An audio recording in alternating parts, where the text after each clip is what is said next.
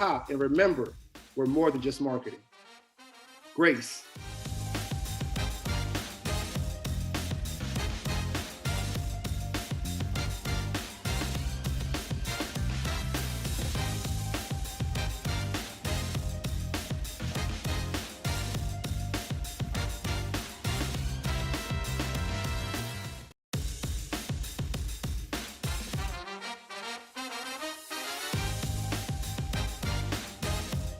Hello, hello, hello. This is Brian Mcneil, the Sales Confidence Coach. And I am so honored to have this opportunity to share with you. And I'm going to get right into it. Because not only am I the Sales Confidence Coach, I am a sales coach, sales trainer, sales author. And I really believe that there are so many amazing entrepreneurs out here that would earn so much more money if they understood how to sell themselves and their services the way that people buy today, not the way they bought yesterday or the way they bought 10 years ago. There's some of them are still trying to use antiquated selling methodologies. Now I'm here to help them to sell more and earn more money than ever before. Now I just started my clock, so I'm going to honor the time. Now, there's two skills that I believe that have more to do with your happiness or sadness, more to do with your prosperity or poverty, more to do with your success or failure than any other skills. And those skills are the ability to communicate and the ability to sell. The ability to clearly articulate your thoughts and get other people to understand what it is that you wanted them to understand, the ability to communicate in all the different facets of your communication, and the ability to sell. Now, when I say the ability to sell, I'm looking at the word sell the way it was originated. That's two originations. One is Greek and one is Old English. The Greek origination comes from two words, sell and ye, which literally mean to help.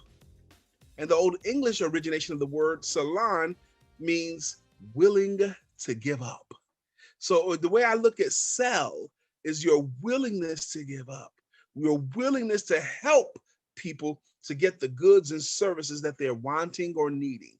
And that's what we're going to do. We're going to learn how to sell our services. I'm going to say up front, if you offer a service that genuinely does help people, then you owe it to them, OWE, to them, to sell it to them.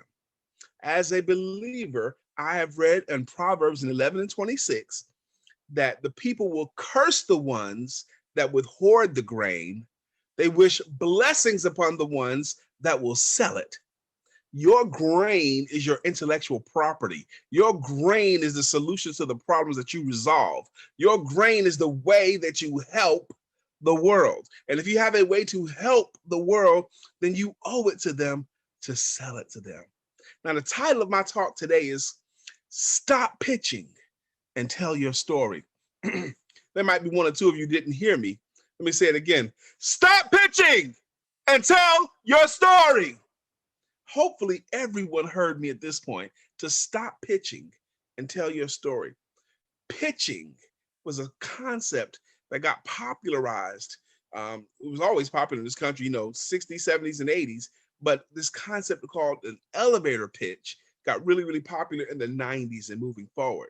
The concept is, can you get on an elevator with a stranger and tell that person what you do in such a way that they understand what you do and maybe even be compelled to do business with you before the elevator stopped and you both got off?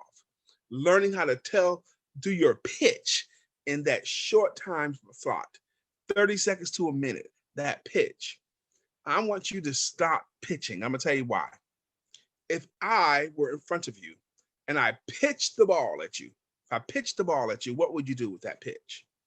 You're either gonna swing at the ball, or you're gonna catch the ball, or you're gonna dodge the ball, right? Now, do you want your potential clients to swing at your offer or swing at your story, or do you want them to dodge you, or what do you want them to do, or do you want them to catch something? None of those things to me seem like positive connotations.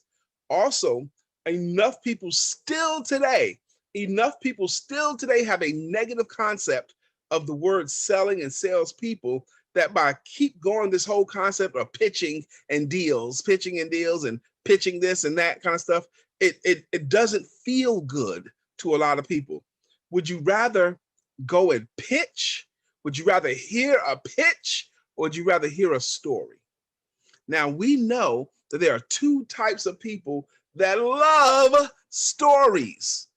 Two types of people that love stories. One of them is children. Children love stories. And the other one is adults. And we know that to be true because we watch movies and television shows and we get engrossed in the story. Just yesterday, I watched a TV series called The People versus Oj Simpson. Now, I know this came out many years ago, but I hadn't seen it yet. So I kind of binged watched it. And once I got into the show, I watched all 10 episodes. I watched one after another. And it was such a beautiful illustration of the power of stories. Those of you may remember Marcia Clark and her team, they had mountain of evidence against Mr. Simpson. Johnny Cochran and Bob Shapiro and F. Lee Bailey, they had stories. And they knew up front the winner of this case is going to be the side that told their story the best.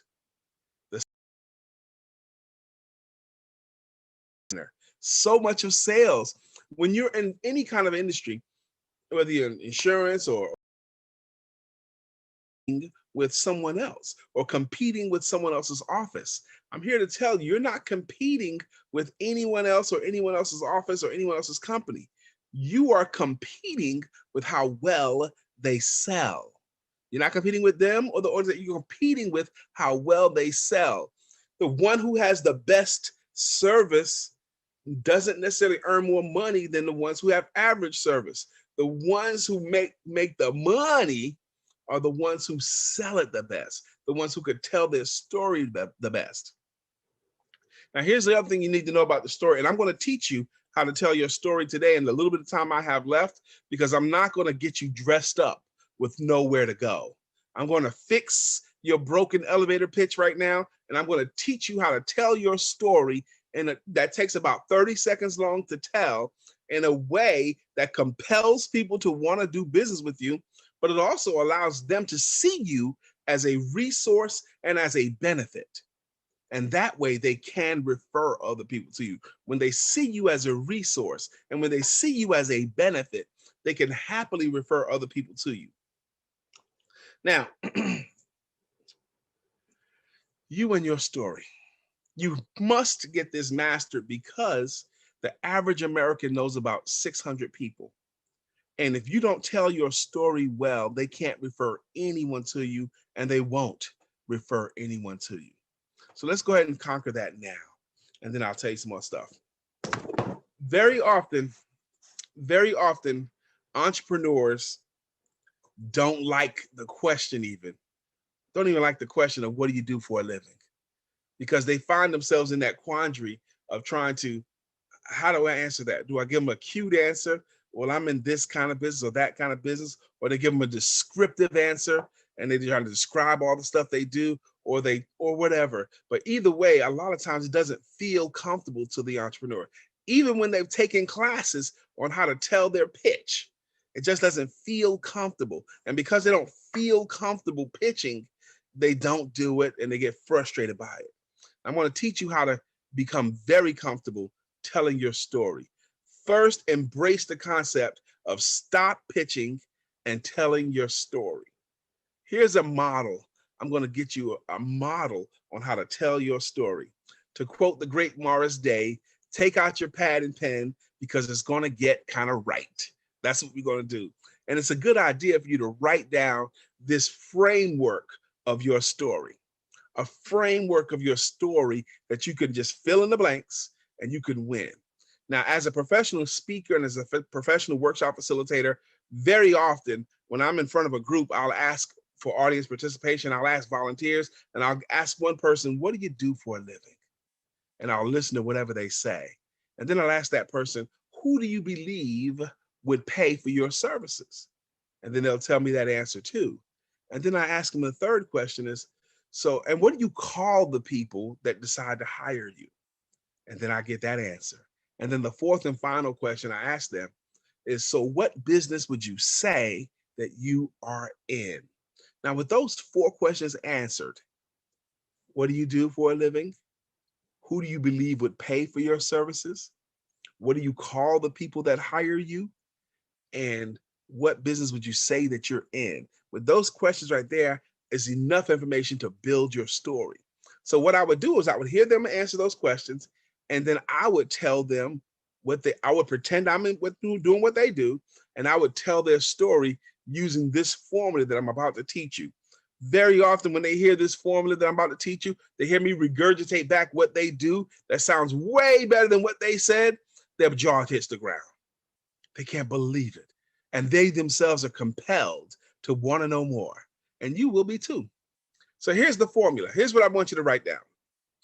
First off, I want you to write down and understand this. If you earn your money through people, if you earn your money through clients, then your real business, hear me clearly, if you earn your money through people, if you earn your money through clients, your real business is the capturing and keeping of a new client.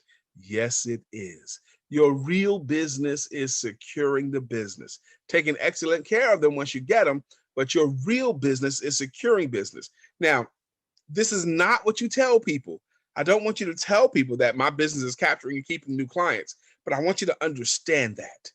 I want you to understand that your real business is securing the business. My talk today is designed to ensure that whomever tuned into this talk is going to be better at selling themselves and their services better than they ever have before for the rest of their lives. And this will help them to earn more money. So understand that your real business is securing business. And once you get that in your spirit and understand that, I think it adds the right focus to your workday. But once you've written that down, I want you to write these words down. You know how. You know how, ... You know how, ellipses. Write that down on your page and then skip 3 or 4 lines. Skip 3 or 4 lines and then write these words. Well, what I do is ... Well, what I do is ... And then skip 3 or 4 ...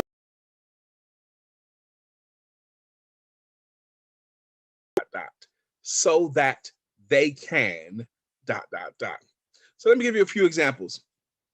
Let's say you're a finance coach, a wealth coach, okay?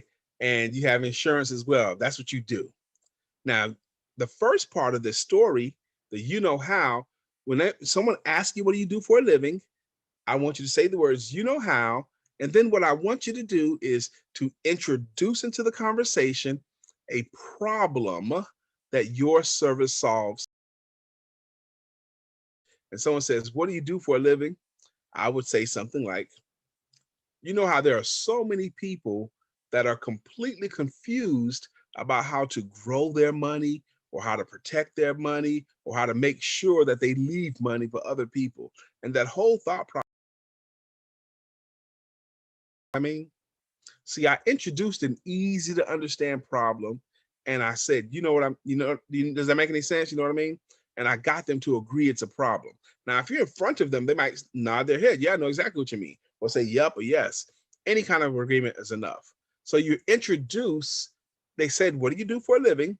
I want you to introduce an easy to understand, easy to agree upon problem that's solved by your services and get them to agree. Because the moment they agree on the problem that you solve, that is a magical moment. That's the moment where they have metaphorically taken you by the hand, and now you can take them on a journey. Once you got them to agree on the problem you solve, then you transition them into the next stanza. Well, what I do is, now here you're introducing yourself as if you are the solution to the problem. You're the solution to the problem. You're the aspirin to the headache, and you question. You're the solution to the problem. You're the answer to that question, and you're the aspirin to their headache. Well, what I do is you're conveying that you solve that problem through your services. But what I do is I actually help these folks to be much smarter with their money, and I do it through my services as a wealth coach. And then you transition them at the end. Note in that second part, you're not telling them how you doing it. You just tell them that you do it. That's it. And then the last part, that so that they can, that is the most important part. The reason why you do all that you do. You do all that cool stuff so that they can what? So that they can be much more confident about their financial futures, so that they can grow their money, so that they can leave a legacy, so that they can pay for college or pay for the home or buy this or buy that, so that they can something. You must say a benefit to what you're doing, because if you don't say a benefit, it's even worse. If you don't say a benefit, it's as if you didn't have a benefit, which is even worse. That whole story should take about 30 to 35 seconds. Now, if this is your first time being introduced how to tell your story formally, here's what you need to know. It's going to take you 10 to 15 tries with 10 to 15 different people before you get this right. You know, because you're in a profession, it's going to pay a learning curve, but somewhere between the 10th and the 15th person, somewhere in there, someone's going to ask you what you do for a living. It's going to flow through you. It's going to be better than every other time before. And you're going to know you got it right when they say the word wow. When they say wow. When they say wow, you're going to remember that I told you they're going to say wow, and you got to resist the temptation to giggle. But somewhere between the first and the fifth time you tell that story, between the first and the fifth time, the first 5 times in you tell that story, that you know how, well, what I do is so that they can, you're going to notice just by using this formula, the quality of the response from the client has gone way up. By using this formula, you're going to notice that they start saying much better things to you. Things like, really? Or tell me more? Or how do you, or you know who you need to talk to? And oh man, I wish I had talked to you last year. You're going to get that response because now they see you as a resource and as a benefit. Tell your story and don't pitch. Tell your story. You're much more interesting. You're much more compelling. Now, I've been talking now for 16 minutes. Why should you have listened to me? Who is this dude, Brian K. Mcneil, the sales confidence coach? Well, not only have I helped hundreds of your friends and thousands of your friends have been positively impacted by my training, but many of you guys have read my books. Now, by my own count, I've read more than 700 books on how to sell. More than 700. I wrote a great list of the top 10 books on sales that I think everyone should read. And I've recently augmented that list, about 3 years ago, augmented that list to include these books. The first one I want to include is called The Shortcut. The Shortcut. You're not going to be able to see it here. The Shortcut. The shortcut in the subtitle is The Fastest Route to Selling Your Services Better Than You Ever Had Before so that you earn more money than ever before. This book is only 74 pages. That's it. This book is nuts and bolts of just what to do. And if you'll just do what it says do, you'll be much more profitable in about 4 weeks. A lot of cake, very little frosting. The Shortcut by Brian K. Mcneil. My name is still Brian K. Mcneil. Now that book just covers what to do to start making money, but it doesn't cover how to overcome objections or close sales. So to that end, I wrote the book, Asking for the Money. Asking for the Money, how anyone can close more sales, even you. Asking for the Money, how anyone, this book is longer than The Shortcut, but it just teaches you what to do before you ask for the money. What do you do when you ask for the money? What do you do when there's a little bit of resistance? What do you do when there's a lot of resistance? This book infuses the reader with super confidence when it comes to selling themselves and their services. And I'm also very proud to be the author of Why Rhinos Make Great Salespeople, featuring Mr. Randall the Rhino. This book is a not just for children's book, comparing qualities of a rhinoceros and the qualities of an entrepreneur. And it's just a really, really great story, great bedtime story. So today I came because I wanted you to start considering, stop pitching and tell your story, because you'll be much more interesting to your clients, much more interesting to your potential clients, and stories will stick. When he said to you, the men, come with me and I will make you fishers of men. They understood that. The parables, by parables shall ye teach. The last thing I want to say is this concept called the sin of the desert. Now, the sin of the desert is when you know where the water is, but you won't tell anyone else. You know where the solution is, but you're keeping it to yourself. If you offer something that really does help people, then you owe it to them to motivate them to take advantage of what you offer. If you don't do what you must to motivate them to take an action, then you're committing the sin of the desert. And the sin of the desert is the height of selfishness. Learn how to sell your good water. Learn how to sell it. My name is Brian K. Mcneil.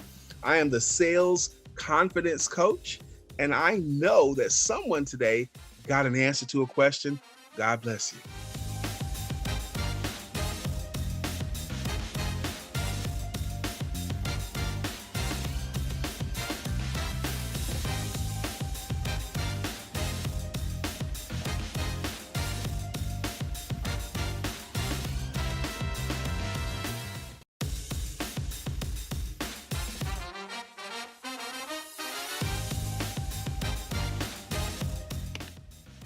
Hey there, how are you? I would love it if you could become very present in this moment, because it's a big moment for you and for me. And wherever you are as you're listening to this, I want you to relax into this conversation, just like we're just two old friends chatting and sharing. I am Daithia Garnes. I am the mother of two, not including my fur babies. I am the author of 7 books, the host of one award-winning podcast called the She's About Business Show, and I'm also known as the Impact Coach. Why? Because I have decided to be an unstoppable, unrelenting force for greatness in myself and in others.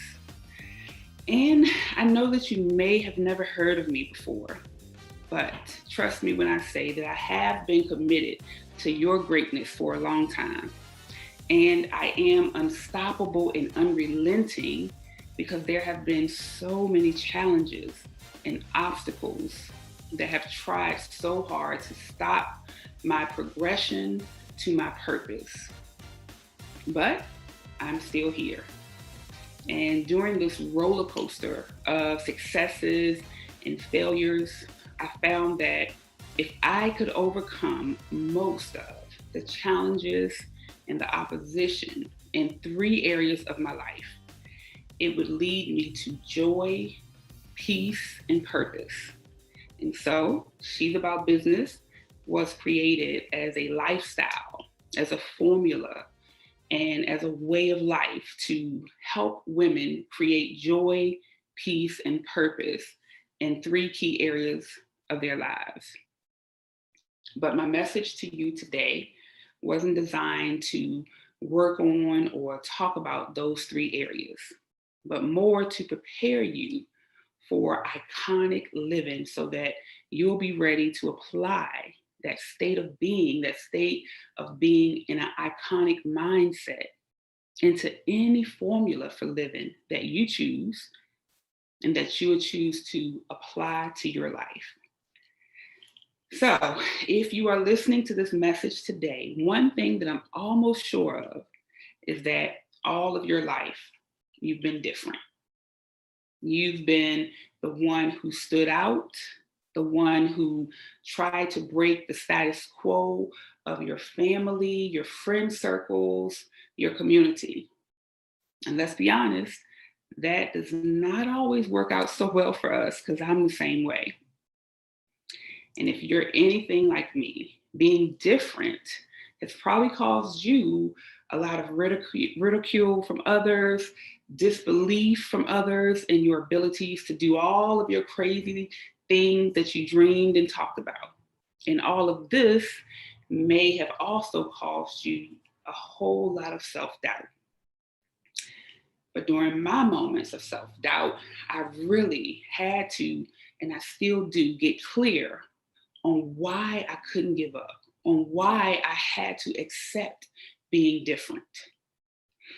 And for me, it all started with a simple decision one day when I was 7 years old. Now, of course, as a child, I had no idea how difficult it would be to honor and live out this decision that I was making for the rest of my life. But with the wisdom that can only be manifested from the innocence that a child has, I still made that decision. On that day, I was just your average African American country girl. You know, I was definitely not living a fairy tale by any means.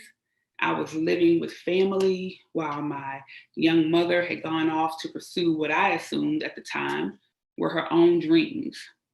And to my 7-year-old mind, I envisioned that she was living an amazing adventure for herself.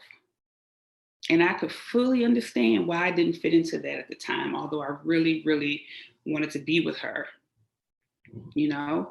So she was an amazing provider. She provided very well for me financially. I always had the best of things. And she was present in my life via phone calls and visits. And she promised that one day she'd come back for me, which she did years later. But in that moment, I really wanted to be with her. And in this particular moment at 7, sitting on the front porch of the home that I shared with my caregivers and many, many cousins, I felt very, very alone. And this moment, it always reminds me that I have to keep pushing. So I always go back there. Now, on this particular day, I felt alone, even though there were a yard full of family and friends who had gathered to celebrate someone's birthday. I can't remember whose, but there were the usual things: food, music, adult drinks, lots of what most would consider fun. But on that day, I just wasn't really in the mood for fun. You see, earlier that morning, my aunt, who was raising me, had told me that my daddy was coming to see me. And she had asked me to get dressed in one of my nicest outfits, and my hair was done up really cute. And I was ready to, face the man that I had never in my whole 7 years gotten a visit from. Our interactions up until that point had been solely surrounding my mother, to be honest. When she would come for a visit, she would take me to try to find my dad. And spotting him would be as special to me, as like seeing a Loch Ness monster or Bigfoot. I mean, really, because I didn't see him that often. And most times we would not find him.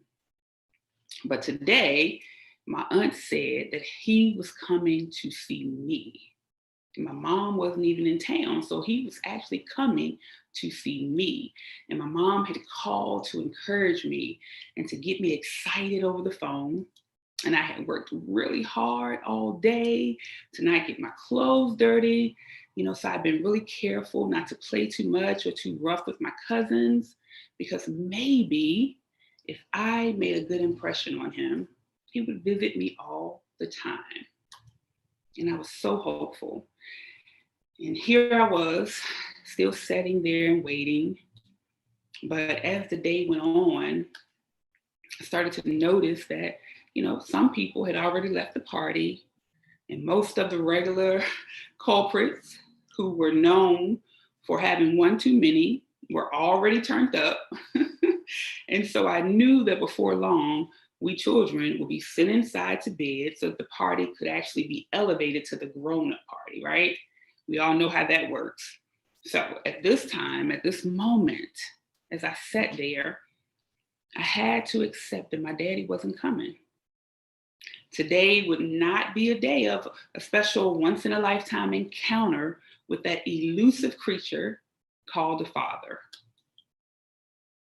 At one point, I put my hands on my cheeks with my elbows down on my legs, and I just sat there in that position that usually symbolizes and tells you that a child is in deep thought. And I just watched as my family was having a great time at this party. I observed some of the little, intricacies that exist, like within families, the little things that a lot of people don't catch, right? The things that I would later understand were signals of like secrets and scandals amongst my family, amongst the group. And I didn't know all of that, back then. I didn't know all about the messiness and all of that stuff. But what I did know is that something wasn't right. Something didn't feel right. And I knew that after being stood up by my father, I wasn't okay. But it didn't seem like anybody else even noticed or cared. Everyone at the party, my father, wherever he was, they all simply went on with their chaos, right? Went on with their dysfunction. But something changed for me on that day because of that one decision made in all of my childlike wisdom and innocence. And now one of the biggest lessons that I use when coaching and mentoring the young women that I work with is that real women make decisions, and the quality of decisions make real women. And of course, the same is true for men. I'm not going to leave you fellas out. I didn't know or care about that at the time, but still in that moment, I made a very grown-up decision. That was my moment when I knew that I would be different than all that I saw around me. And even now, like to this day, it's making me tear up because I knew that there had to be a better way of living. I knew that this could not be all that there was. And I decided to be different than the dysfunction and the chaos and the poverty and the sadness. And I instinctively knew that I would be willing to die trying to do so. I knew it. And trust me when I tell you that many times it has felt like I was dying. All the times that I felt misunderstood, all the times that I was rejected, abandoned, disliked, judged, all for being different than the drama, dysfunction, and chaos around me. And maybe you felt that way too. Maybe it's just always been something different about you and your beliefs and the things that you wanted to achieve. And I've even been told that I was too positive, too motivational. I've had people tell me that they abandoned me or left my life simply because they didn't want to be around my light at the time, because they were in a place in their lives when it irritated them. True story.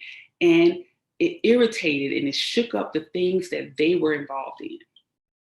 They didn't care if it hurt me. They just knew they didn't need my motivation and my uplifting attitude. So trust me, I know how hard it can be to be different. But I want to ask you today to go back to your moment, to that time, that place, or that incident when you made up your mind. You made a decision to be different. And I want you to ask yourself, is it still worth it? And when you get your yes, which I believe all of you watching this will get, I then want you to hold yourself accountable for the greatness that's still locked within you. You have always been different. Now it's time to be iconic. Yeah, listen, last year, December, I was working on what concept I would be focusing on for the next season of my podcast, the She's About Business show. I had prayed about it. I journaled about it. I explored, how life had been for me and for others since COVID. And I knew that this season would require me to go all in. I knew that my messages, my mindset had to be epic. I decided that they had to be iconic. So I decided that season 4 of the She's About Business show would be called living iconically and with purpose. And I scheduled what I called my most iconic photo shoot. I purchased my iconic outfit that I would wear for my shoot. And I went on to have an amazing, iconic shoot on December 28th. I had never heard of BlackCEO's Black and Iconic Conference, didn't know anything about it until one day I was online, just studying being iconic in the word and trying to come up with topics for my season. That was on December 31st, and I found this conference, and here I am. Talk about the power of decisions. A good decision can align you with purpose. Remember, real men and women make decisions, and the quality of those decisions make real men and women. So, last year in December, I decided to no longer worry about what people would say or think. I mean, if they don't like it when I am encouraging and motivational, what in God's name will they say about me saying that I'm iconic, right? That thought actually crossed my mind, but I truly believe that had I not decided to go with the iconic theme, I wouldn't be here in front of you today, because it was actually in alignment with my purpose for me to do so all along. And I'm so thankful that I didn't let worry about what other people would think stop me from that. So now, here we are, and we've all made a decision to be iconic. And you may be thinking, okay, I've been working hard for years. I started the business, I wrote the book, I started the podcast, but now what? Well, now it goes back to your decisions, right? And I want to give you 5 questions that you need to ask yourself so that based on your answers, you can make decisions that will help you get in tune with and be aligned with your iconic purpose. Because again, I'm assuming that since you're here, you've already made this decision. So now it's just time to step into it. So my first question to you is, what value are you bringing to others? I mean, this one doesn't really need much explanation, right? Outside of your family, children, closest people in your life, what value are you bringing to others? Or are you stuck in a place where you just can't seem to get over your own needs, wants, and desires? Think about that. Okay? And I want you to make a decision. I want you to decide to be of even more value to others in your very own special way. Okay, next question. If you died today, what gifts meant for the world would go with you to your grave? During a really tough time for me, when I was really questioning if I could do it, right? If I could keep pushing, I read the quote by Oliver Wendell Holmes that said, "Many people die with their music still in them." And it made me think of those people like my father, who they say was actually very creative and talented at art and funny.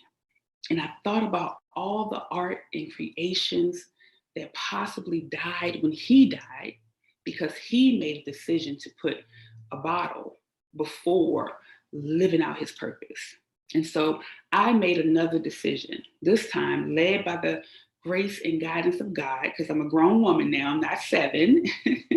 And that decision was that I would make every attempt to get this music, this work, these books, these words, and everything that is meant for others out of me, because they were never meant to go to my grave. They were meant for the world.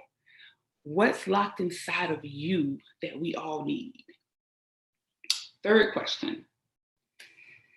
Who are you becoming? Listen, I'm gonna be real honest with you right now. Sometimes I get so frustrated with people and their behaviors and how they affect me and how they affect those that I love and others and even themselves. that I really want so bad to be less holy and so much more hood. And there's even this t-shirt that says something to that effect. And I was so close to getting it and wearing it proudly, right? But I had to ask myself, who is it that you're becoming? And would you like her if you met her on the street? I know you often feel like spazzing out, going off, giving up, telling people how you really feel. And sometimes, we may have to go there because, hey, we're not perfect. And if that is a part of who you are and you feel that it's also an important part of who you are becoming, it's okay. But let's not forget that whatever we do and whoever we're becoming, it has to line up with becoming something great and iconic. And we must hold ourselves accountable to that, and our behaviors and our actions and our words have to line up, right? Because it all has to line up with our ability to carry out our purpose and to, be the person that we say we are. And the answer is going to be different for each of us. Just make sure you are clear about who you are becoming. So this leads me to my next question. What are you a symbol of, and are you pretending? Okay, so an icon is just a symbol of something, right? So the Statue of Liberty is an icon. It's a symbol for freedom. But if we were to crack the Statue of Liberty open, we would not find freedom inside, right? It's just hollowness and probably a lot of dust and spiders and webs, right? Living creatures, though, are special in the fact that we actually have the ability to embody what we symbolize, not in a tangible way, but in our characteristics. So a bull, for instance, is a symbol of fierceness, and an elephant for intelligence, right? These creatures, they actually embody these characteristics. They are not faking it, right? If you mess with the bull, you will get the horns, right? They are not faking, they are not hollow. They actually have inside of them what they portray, what they symbolize. Do you? A former mentor gave me the name Impact Coach. I didn't want to use it. At the time, I was like, I just didn't see, even though I was coaching people around the world and I was really committed to the people I was working with, I just didn't see how truly committed that I had been and I was to helping others be great. But she saw it because I was actually doing things that were impactful. So she said, this is who you are, right? So whatever you say that you stand for, whatever you want to be iconic at, make sure you make it a way of life so that other people can see it. And you will be a true symbol and beacon to them in that area. Don't be hollow, right? All right, my last question, question 5 is, what environments are you forcing yourself to be a part of? Listen, let me tell you a secret, okay? You are just not going to be it for everyone or every place. Stop trying to force it. Man, listen, if I would have actually listened to my inner voice, which I accept as God's spirit, if I would have listened every time it said to me, daughter, Daivia, it's time to leave this job. It's time to leave this relationship, for God's sake. It's time to leave this inner circle, this position within your family, whatever. I would have saved myself a lifetime of hurts, tears, setbacks, and devastating heartbreaks. Sometimes we try to force ourselves on people and situations because we are seeking validation, acceptance, right? Especially someone coming from the background that I had, right? Where I didn't get that from my father. Or, we tell ourselves it's the right thing to do, even though if we look to the big book of how to make decisions, which is how I see the Bible, We are actually under no scriptural obligation to stay in relationships that break us and destroy us, or situations. Why do we force it? And regardless of what your spiritual beliefs or background is, you have to know that making covenants with the wrong folks, aligning yourself with the wrong fight, or placing yourself in the wrong environment will not work out well for you. So I end with saying, you have always been different. Now it's time to be iconic. The world needs you. I need you. The little girls and boys in other countries who may be inspired by your book here in America, we need you. We need your show, your story, right? It's time to decide. Remember, our decisions are usually not based on the facts that we know, but on what we believe, regardless of the facts. So, what do you believe about you? You're here listening to this message, but now what? If this message has resonated with you, I thank God for that. If there is something else that I can offer you, I'll be more than happy to. That's why I'm here. I would love to make a bigger impact on your life. Please listen in to the She's About Business show. It's available wherever you listen to podcasts and even on YouTube. And of course, you can always visit she'saboutbusiness.com to get the She's About Business book series and to connect with me for some coaching or mentoring or whatever I can do to impact your life. But the most important action that you can take from today is to make a decision to be iconic and get out there and do it. I really love you guys.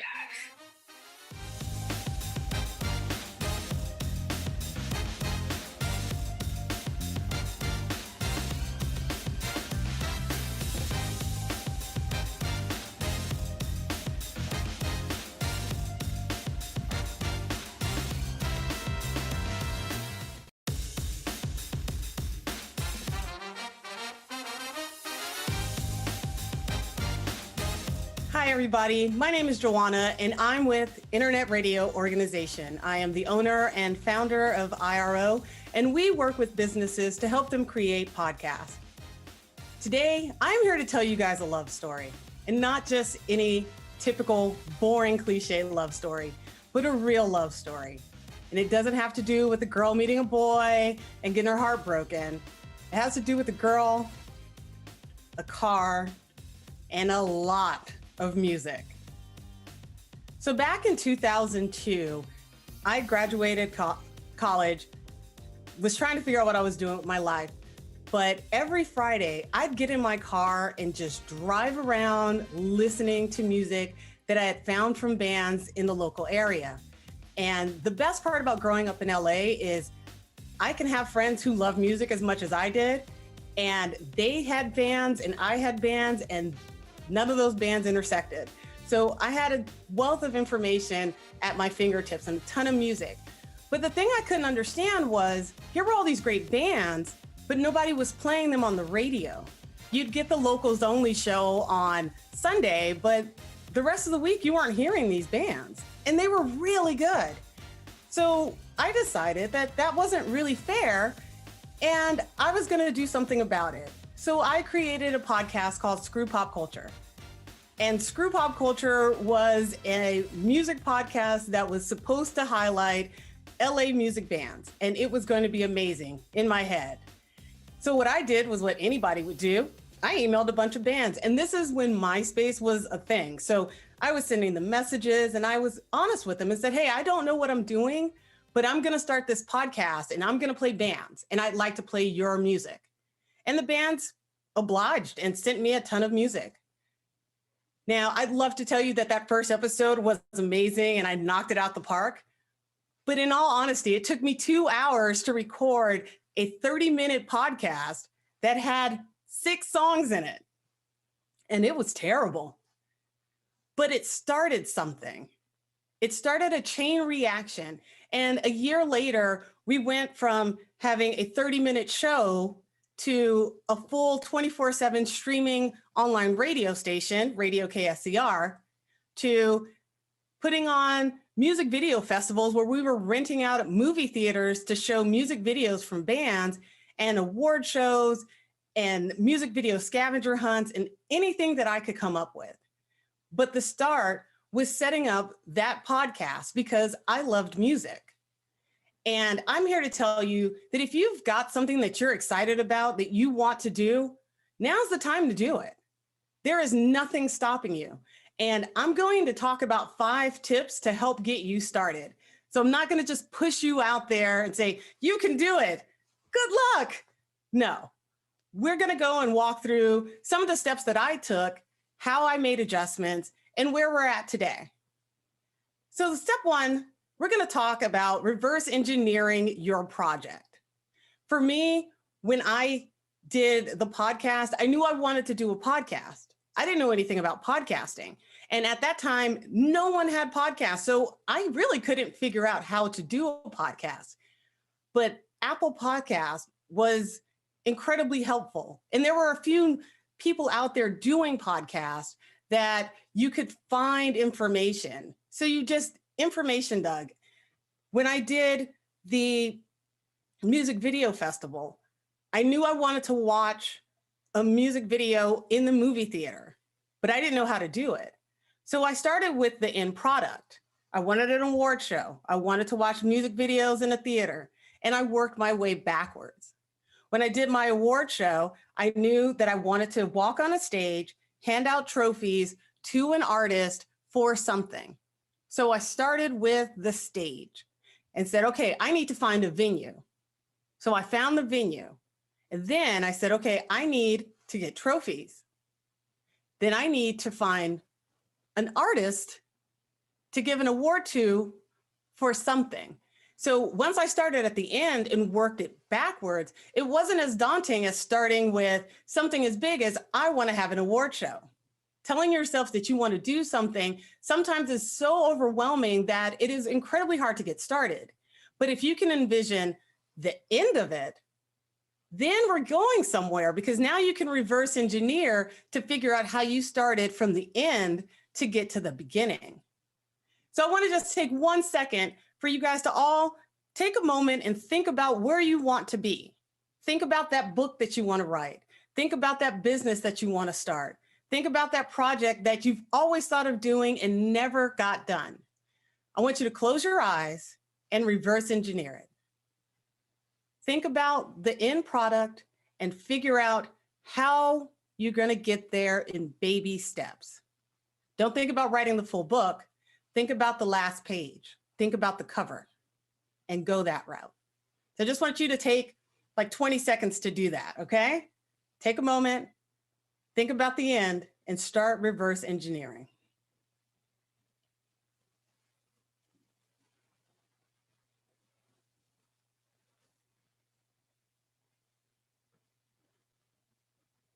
Now, the next thing I want to do is let's talk about research. We are in an information age, and it is glorious. There is nothing better than the fact that we have everything at our fingertips. If you want to learn how to make candy and be a candy store owner, there are videos about that. You can go on YouTube, you can go on Craftsy. There's all kinds of stuff to teach you how to make candy. You want to write a book? There are so many coaches out there to teach you how to write a book. You want to do a podcast? Flip the mic on. There are people out there who are going to give you a template and say, here is the structure to podcasting. This is how it's done. You want to be a rock star and you can't figure out how to play a guitar? There are classes for that. We're at an age now where we don't need to reinvent the wheel. Find somebody who did something similar to what you did and ask them questions. Read their book. Don't reinvent the wheel. They tore their hair out figuring out what to do. Take their information, tailor it to you, and make it work for you. You've got this. This is amazing. Do the research. But in the process of doing the research, don't get what everybody calls analysis paralysis, where you spent so much time researching that you're stuck. Do the research. When you start to feel overwhelmed, stop researching, start moving forward. Don't get stuck in the research stage. It's an important stage, but it's not the end stage. So make it happen. You've got that. The next step is, in my opinion, the most fun step. And that step 3 is, I call it plan for the apocalypse. And I am not talking a minor inconvenience. Plan for the apocalypse. We are talking Sharknado, volcano in the middle of like LA, every disaster movie you've ever seen, plan for that. Let's be honest, COVID threw us all a curveball. It threw us all a curveball. Even if you saw it coming and were following the news and knew something was happening in China back in December, you still didn't know the effect it was really going to have on you until it had it. So you need to plan for that. You plan for the worst case scenario, but you also need to plan for the best case scenario. There's so many people that I've talked to who don't know how to handle success. They get to a point where they've planned for the worst and it turned out better than they could have ever expected. And now they're sitting there wondering what to do next because they didn't plan for that. They planned for things to go wrong. So you need to make the plan for when things go wrong, but you also need to plan for when things go right. And like I said, this is the most fun because this is where you get to sit back, spend Saturday watching these bad movies on Sci-Fi Channel where there's a Sharknado and ask yourself, okay, if I was in LA during Sharknado 1, how would my business have survived this? During the big earthquake, how would my business survive this? During COVID, how is my business surviving this? Now, step 3 leads right into step 4, which is make adjustments. COVID threw a loop on everybody. And COVID did a number on a lot of businesses that people expected to be around forever. And the reason for that is because people don't know how to adjust. And then as an entrepreneur, as a life coach, as an author, as anything, you are in a unique position to be able to take a step back and look around and make adjustments.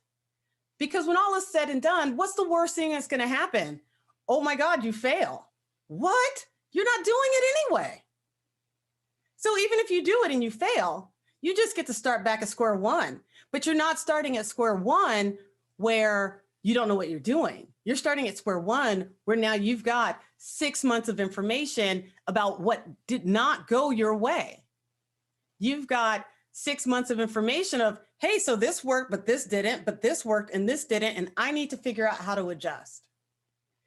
Think about health clubs and health clubs versus personal trainers during COVID.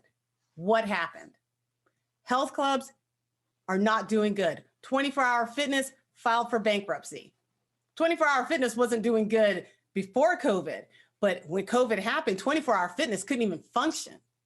They couldn't handle. They shut down. It was supposed to be for 2 weeks. They never opened back up. They couldn't adjust.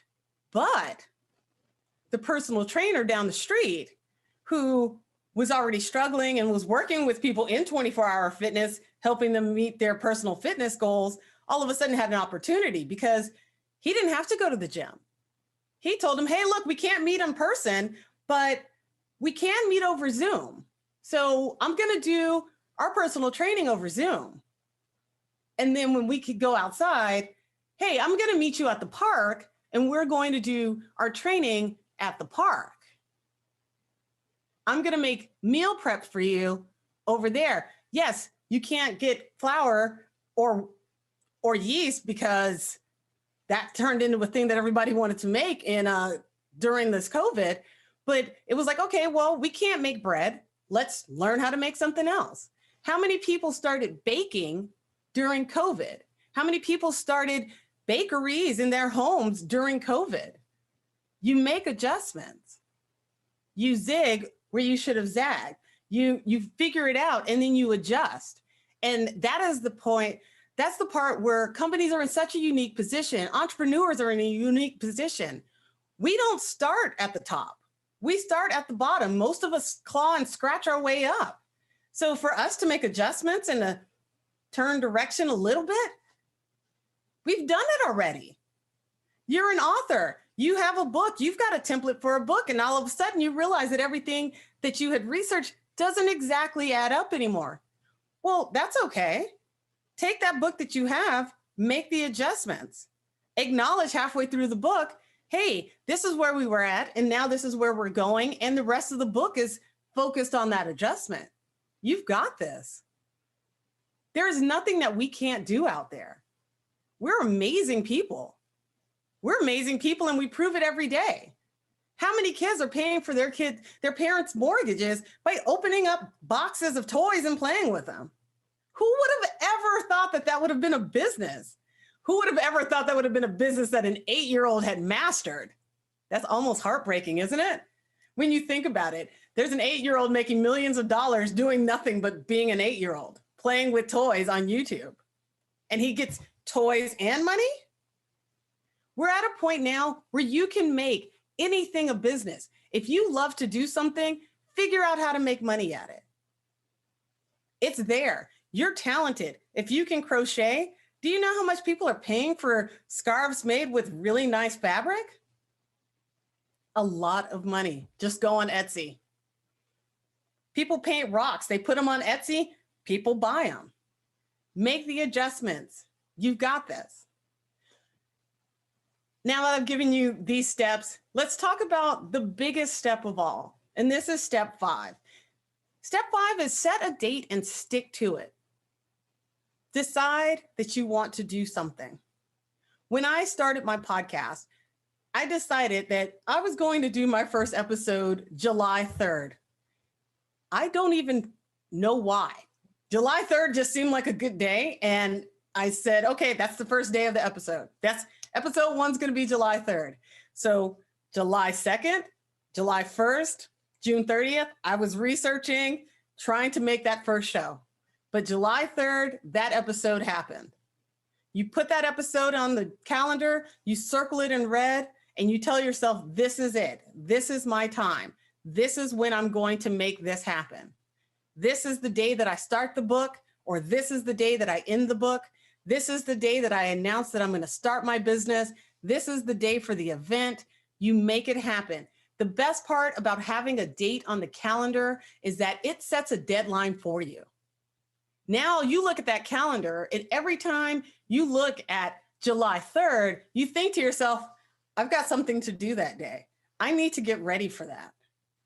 You think to yourself, I've got a date. I've got to figure out how to make this happen by that date. And that's going to do one of two things. For you procrastinators out there, that is going to be the fire that gets you going.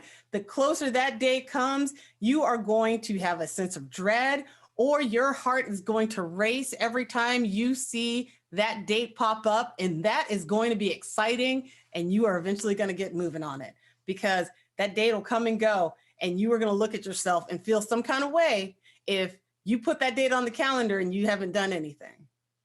Put a date, stick to it. You've got this. This is your business. This is your passion. This is your hobby. This is what you are here to do. There's no reason why you can't do it. Don't let anybody tell you you can't. We live in an age where everything is possible. Absolutely everything is possible. That's kind of what makes it amazing. So get out there and write your book. Start your podcast. Go on YouTube, create a channel. And it's okay if you don't know what you're doing. No one does. That's kind of the fun part about all of this. We're all just making it up as we go along anyway. So why do you need to stick to your rules? Why do you need to stick to their rules? You can be an adult opening gifts in front of YouTube videos and playing with toys. There's a whole section of YouTube that gets a little dark that has it. Guys playing with My Little Ponies. It's a little weird, but they've made a living out of it. That's their hobby. That's what they want to do. You like playing Uno? Start an Uno game and play it online. Write that book. Your future is in your hands. Or better yet, your present is in your hands. No one is stopping you from doing anything. And the kids, the husband, the career that you already have that you kind of hate, all that's an excuse. If you really want to do it, you're going to find the time. You're going to make the time. And what you're going to find is that you're going to have way more people behind you than you expect. Nothing better than the silent heroes who are actually pushing for you to move forward, who, when you get that first podcast out, they're like, dude, this is bad, but I'm okay with it. Like, I'm 100% behind her. I like what she's doing here. I like that she's trying. I'm subscribing to this because I'm going to support that. She told a good story. I love her book. I need to follow this artist. I need to follow this author. I'm going to follow and get the next book she makes. You know, that coach, she said a lot of stuff on YouTube, and I'm 100% behind what she says. I am subscribing. And eventually she's going to create a course and I'm going to take it. There are a million people out there who are willing and ready to support you. So get out there and support yourself. Let people get excited about what you're doing. Get started for everyone's sake. Because let's be honest, I want to hear your podcast. I want to read your book. I want to get excited when you get on YouTube and talk about how you've lost weight or how you had an eating disorder and gained weight. I want to hear about how you created the next D&D or how your band all of a sudden decided they're making music for movies instead of trying to get signed to a label. Let us get excited for you and figure out a way for you to get excited for yourself. Put that date in the calendar. Stick to it. Let's make it happen, guys. Thank you so much for listening to my speech. I hope you guys are pumped. I hope you guys are ready to go. My name's Joanna. I'm, again, the owner and founder of Internet Radio Organization. I would love to have you guys reach out to me. Please find me online at internetradioorganization.com or email me at info@internetradio.organization. I'd love to help you start your podcast, your videos, whatever you need done. Again, thanks so much for listening.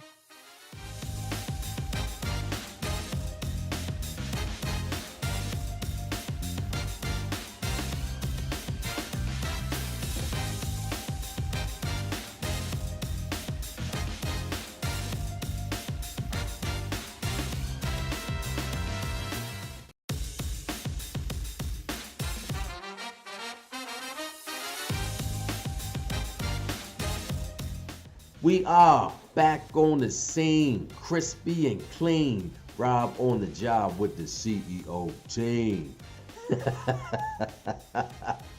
What's happening, family? My name is Robert Antoinin, and I'm your host for BlackCEO's premier event for 2021, Black and Iconic. This is day 4, our speaker and authors showcase, and I trust that as you listen to all of the presenters, you're taking notes to help you with strategies to elevate your brand, and you are gaining value in listening to the stories for your benefit. So as we move along, guys, I want to make sure that you tell a friend about this broadcast that's happening. It's a 7-day event. We're on day 4, so make sure that you're connecting with folks. And the way that they can do that is by going over to joinblackceo.com. Again, that's joinblackceo.com to allow people to connect with this body of entrepreneurs. Black CEO is the largest collection of Black CEOs in the world. So if they go over to Join Black CEO, they can be connected. In addition, if they want to go and watch this broadcast, send them over to blackceolive.com, blackceolive.com, so that they can watch this broadcast just like you. In addition to that, for those of you who want to rep Black CEO, make sure that you go to get your t-shirts from blackceotshirts.com. And then lastly, for the speakers that you are listening to, if they're saying something that resonates with you, your business, and your brand, go to bizfreegifts.com so that you can continue to connect with them and get a free gift as a benefit for going over to bizfreegifts.com. And then the last thing, I know I said the last thing the last time, But make sure that you are signed up. Get your virtual seat for the masterclass that's happening this weekend. You can get that at blackceovip.com. That's blackceovip.com. I truly want you to take advantage of the masterclass. We have some of the best folks in the industry, like Andy Enriquez. So you want to be connected to that masterclass. Listen to what master facilitators have to share with you so that you can help to continue elevate your brand and your business. So please go over to Black CEO VIP. The last time we talked, family, I had a word and a message for speakers, and I'd just like to share something for the authors now. I talked to my super friend Sheree Robbins, who is a Schuster's best-selling author. In fact, she helps entrepreneurs to get the words in their head to be on a page and then later into a book that the world can consume and read. She told me that, I know you want to write your book, but you have to understand that the book is not about you. The reader of your book has to be the hero in the story. And I didn't understand that when she first said that, but she said that you have to provide a transformation for the reader. In other words, it's not enough just to talk about your pain point. For the benefit of your reader, you need to talk about the transformation that happened as a result of your pain point. How you got over, how you elevated and you arrived on the other side. So make sure that you understand, as the author, your reader has to be the hero in your story. And it's not enough just to talk about your pain point. Again, you have to be very, very clear about the transformation that happened as a result of your pain point. And when you do that, you are well on your way to having your best-selling book published and consumed by the whole wide world. My name is Robert Antoinin, and I approve this message. Peace.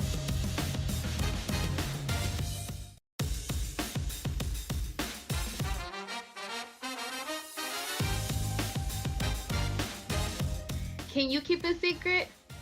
I know that I take pride in being trusted with secrets, but today I come before you so excited to share the secret of leadership growth. But before I do that, what I don't want to keep a secret is who I am. My name is Moni Toussaint, and I am the president of Monumental Business Solutions. I take pride in being a monumental moment maximizer. What does that mean? I utilize tips, tools, and techniques to motivate leaders to maximize pivotal moments in their journey and achieve success. A certified career coach by trade, I connect ideas to actions and provide an environment for clients to live.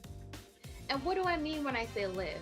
I want them to leverage their current skills, identify opportunities to grow, create value in their relationships, and evaluate progress to continually evolve as they move through life.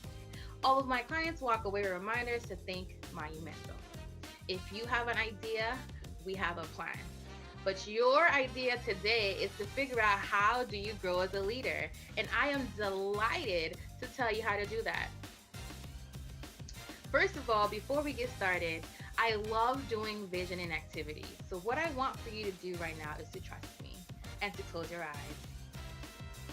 Let's take a deep breath.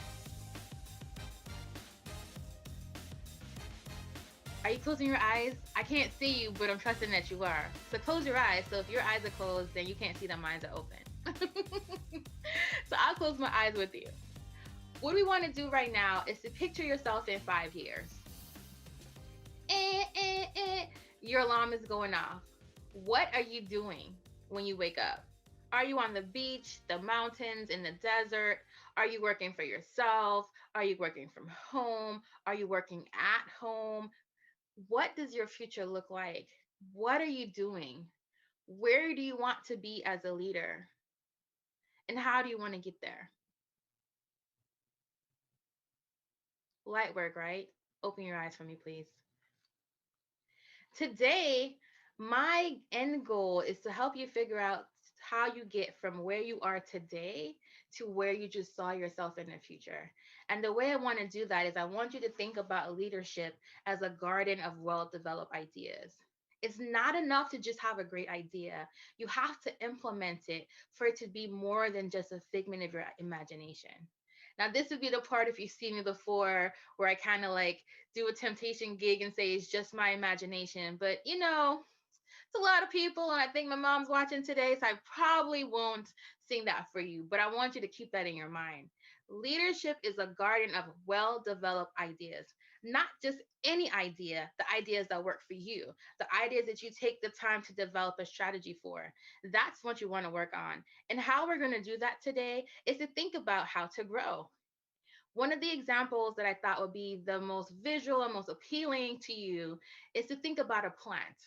We all can relate in some form or fashion, even if it's just back in school when you had to water the seed and watch it grow, or you've seen it on TV. I know that we all can think about a plant and what it needs to survive.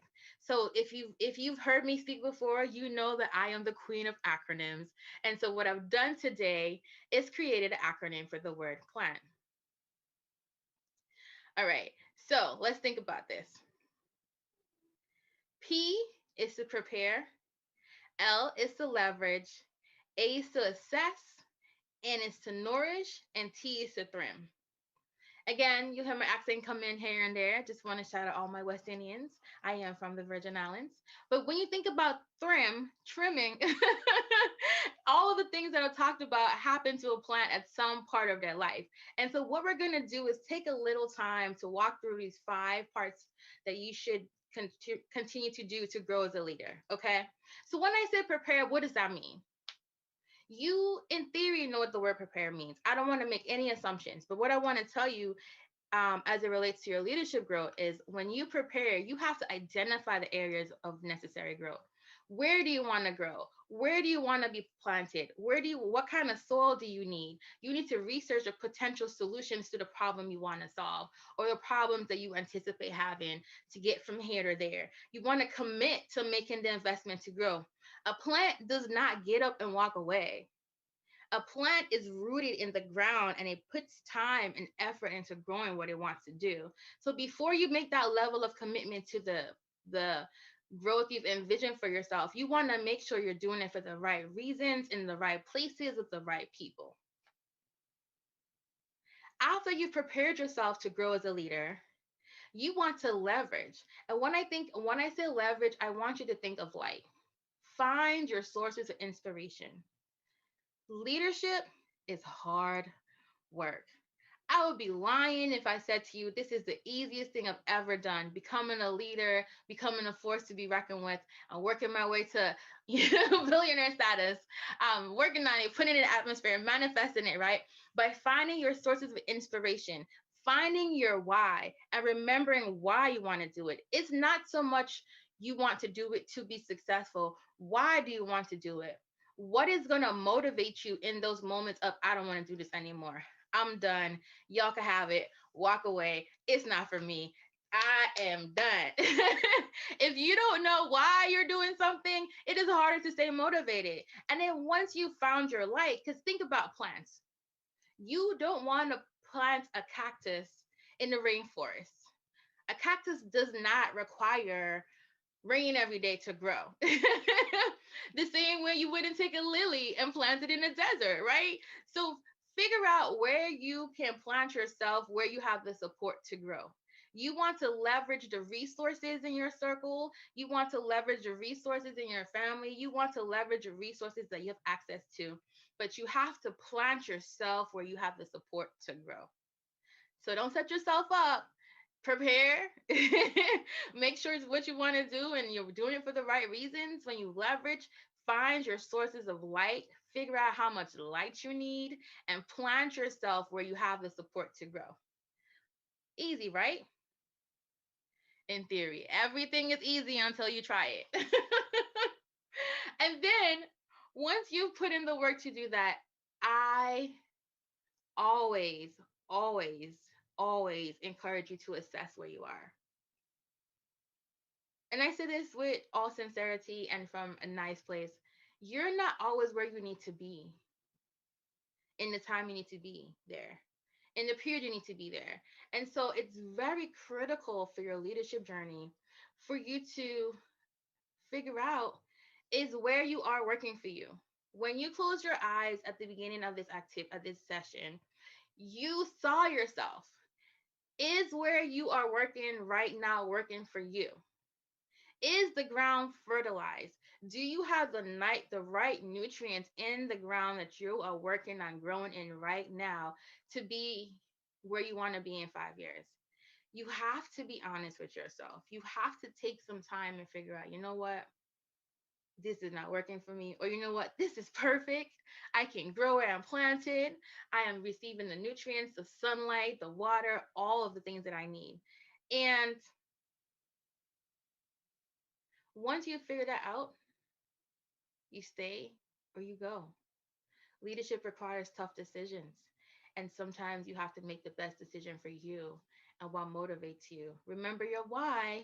If there's something you truly want to do and you think you're great at it, you know you're great at it, you can't sleep at night because you're thinking of ways to do it better, make sure where you are is where you need to be. And then to support that, you want to nourish it. So we said prepare, figure it out, leverage, find your light, find your why, find your people, assess, make sure it's working for you. If it's working, great. If it's not, let's come up with a strategy. And then you want to nourish it. If you've decided that where you are is where you want to be, you are growing where you are, you want to determine how you want to grow, right? Remember, we talked about ideas without implementation equals just your imagination. And I love visioning, but I love implementation better. And so think about popcorn, pop, pop, pop. You want to prioritize, you want to organize, and then you want to plan. So now that I feel like I'm growing where I am, what is the most important thing for me? We can have a bucket list of things to do, but you want to pick maybe your top 2 or 3 to focus on first. Before you do that, you have to organize. Like, I am known for having lots of ideas, and I keep people in my circle that are very much like, okay, big picture girl, come back here. Let's get some details. Let's get this done. And so for you, you want to organize yourself. You want to select the 2 or 3 priorities for the year or the quarter that you want to work on. And then you want to make a plan. Think about where you want to be in 5 years and backtrack it. So if I want to be here in 5 years, what are the things that I need to do? Who do I need to be in contact with? What resources do I need to allocate? What resources do I already have access to? Part of being a leader is figuring out the how. Your boss, or if you're a boss for yourself and you say, this is what we want to accomplish right now, you tend to look to your leader for the how. Right? Now, your leader might delegate it to you, or as a leader, you might delegate it to the people that can do it best. But you, at the end of the day, are overall for how something gets implemented. So it's super critical that you figure out what your plan is going to be. And then you want to make sure you nourish it. Now, we're business leaders, or we're just leaders in general, and we all know about SMART goals, right? So part of nourishing this dream and vision and growth as a leader is being smart about it. When I say prioritize and organize, I don't want you to do that without being smart, without thinking about, okay, let me be specific. In 5 years, I will own a 2-bedroom condo in St. Thomas on the beach. And my parents will be nice enough to manage it for me, whatever it is, and make sure that's measurable. Is it something I can measure? Is it attainable? Do I have the resource to do it? Is it relevant for where I am in my life right now? What do I need? And time-based. We're working with it right now. I'm just proposing. We want to be here in 5 years. This is what we want to do. So to get from there to here are some steps. Let's think about what that looks like. And you have to nourish your growth. You can't just say, I want to lose 100 pounds by December, but have no plan, have no meal plan, have no workout plan, have no anything. You have to nourish anything you decided that you want to do. So the same thing with your leadership growth. If you want to be a coach, what credentials do you need? If you want to be a president, what certifications do you need to process? What circles do you need to be present in? What network do you need to join? You cannot thrive as a leader without being intentional about nourishing what you want. A plant will not grow without light, water, and nutrients. What are the nutrients you need? What do you need? What do you want? Think about what you want and go get it. Stop. So you just cannot. I want to just sit here a while because you can't. I think we put a lot of time and effort into preparing, getting the right outfits, getting the right credentials, and we just don't do the work. Like, leadership takes work. It requires action, and deciding not to act is an action. Okay? Inaction is a decision. So make a decision. Invest, prepare yourself, leverage, assess, nourish, and this is the hard part, right? Trim. Keep your goals manageable. Like I said in the last well, you can't see slides, but what I said is keep your goals manageable. And then when you think about a tree as it's growing, sometimes you have to cut out the pieces to get it where you need to be. It's stuck in a fence or wherever, it's growing too big. You want to keep it manageable. Lose the connections that are not helping you grow. And this is tough. Like, this is tough work. I love people. I love giving them the benefit of the doubt, trimming away anyone. It's so hard for me, but you have to be intentional about the people who have access to you and the people that nourish the ground that you're in, right? So we assessed it. We're like, you know what? This is not it. Or you decrease the level of access you have and then move as you grow. When you think about some plants, they start in a pot. And once they've outgrown that pot, they are moved and into a larger pot, or they're moved into different soil. You have to be prepared to make the decision to move, to grow, and to help and to allow others to help you. Again, I'm gonna go back to I am superwoman, I need no one. But the reality is none of us are an island. As beautiful and serene as islands are, none of us, no man is an island. We have to allow others to help us grow. So just trim it. Trim away those connections, keep your goals manageable, move as you grow, and allow others to help you, because as much as you think you can, you really can't do it alone. Everybody at some point needs someone to help them get up, to help them. You can't plant yourself. Someone has to toil the ground and put you in there.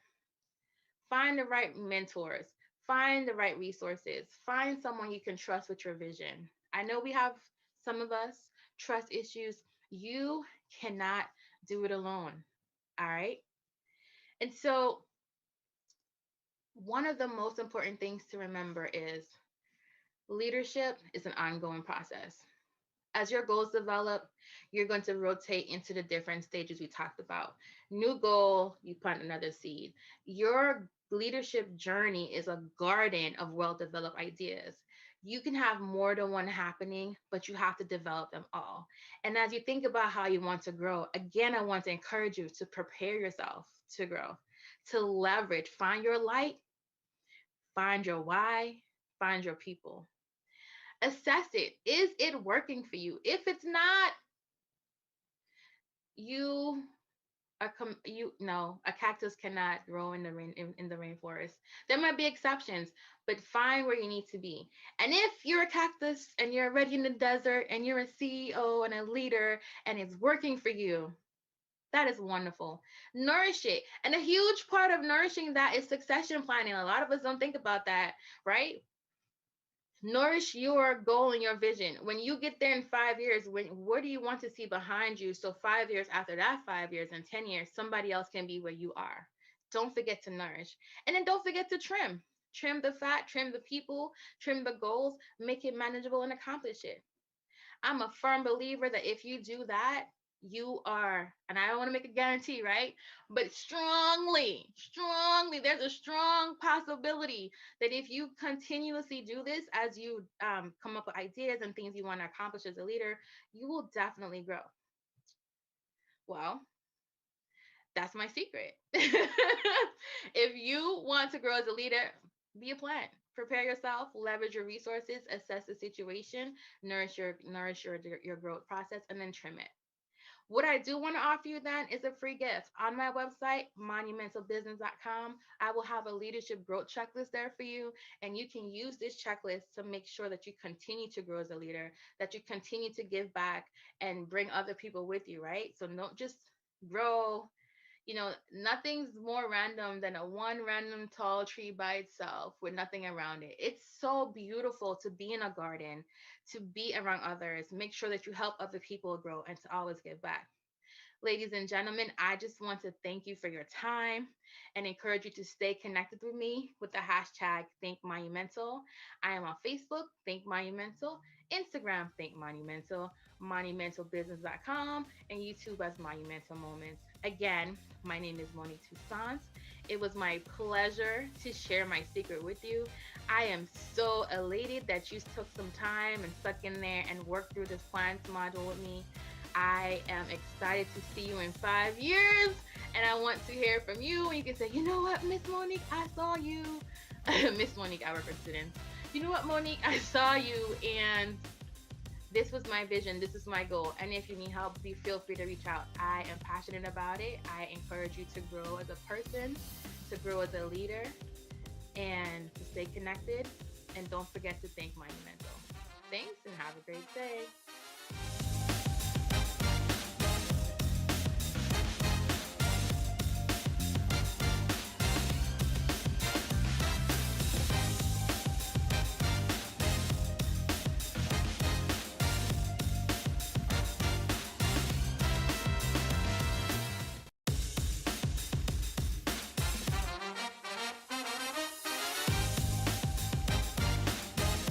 Hello there, everybody. Thank you all so much for tuning in to this presentation. This is a presentation that will, I believe, help you with your strategies, your principles, your tools, and your nuggets that you can carry with you in your leadership journey. Wherever you may be at the front line, mid-level, or even the senior level, it's always important to be a continuous learner. Leaders are learners. So I bring you greetings. My name is Kevin Wayne Johnson. I reside on the East Coast of the US in the state of Maryland. I'm actually in Howard County in the Columbia and Clarksville area, which is halfway between our nation's capital and the city of Baltimore. I am the founder and CEO of the Johnson Leadership Group. I stood up my company about 2.5 to 3 years ago, following 34 years of total service with the federal government as a mid-level and senior level leader.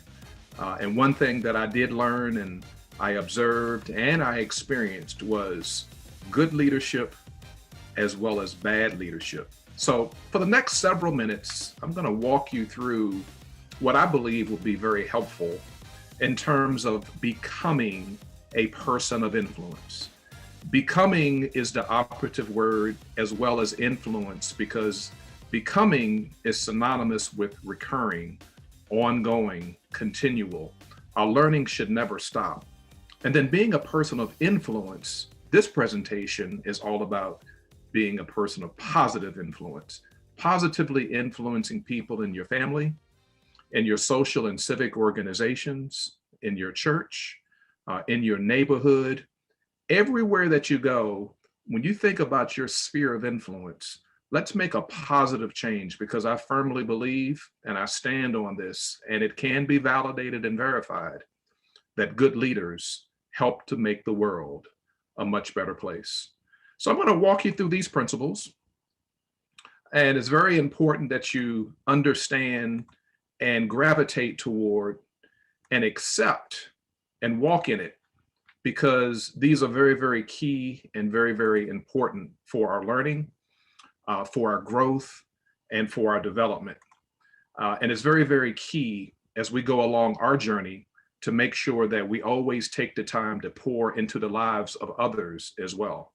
So here's some insights to influence. First of all, leadership is influence. Really, to be honest with you, at the core of leadership, it's all about our ability to influence people, to get things done, to have the right attitude, to want to go forward, to be proactive, to see the vision and catch a hold of the vision and move forward with it. But we have to be mindful that our influence with others is not usually in all areas. So that means we need to be aware and cognizant and open and receptive to allowing others on our team who may know a little bit more than we do. They are experts in a particular area, and that's good. That's a good thing. With influence comes responsibility. I like to break this word down into two different words: response hyphen ability. Our ability to respond to what's needed with our leadership. My influence, your influence with others, like I said earlier, is either positive or negative. There's not much wiggle room in between. And our influence definitely can grow. And I'm going to show you in just a few minutes that as we grow our team and we grow our organization as well. And then last but not least, just in terms of some insights, some thoughts, some perspectives, some views, if you would. People of positive influence add value to others. We see the potential in others and we help them, we speak into their lives. We coach and we mentor them, we train them, we teach them, we show them the way, both verbally and non-verbally. So these are some insights into influence. So let's look at 10 ways to increase our influence for the balance of our time together. Remember, the title here is Becoming a Person of Influence. Needless to say, integrity is at the top of the game. A person that keeps their word, a person that walks the walk, talks the talk, shows up on time, is in the place where they say they would be, follows up on what they promised to do. Being a person of integrity will increase our ability to be able to influence them because we take away any questions at all about clarity, about confusion, or not quite understanding how or why to follow us. And so integrity is very, very important. And it really gets down to you and I just keeping our word. You know, being a person of integrity is powerful. It means a lot. And people want to follow a leader with integrity. This next one here is nurture. Now, take a look at the image and think about what that image symbolizes to you.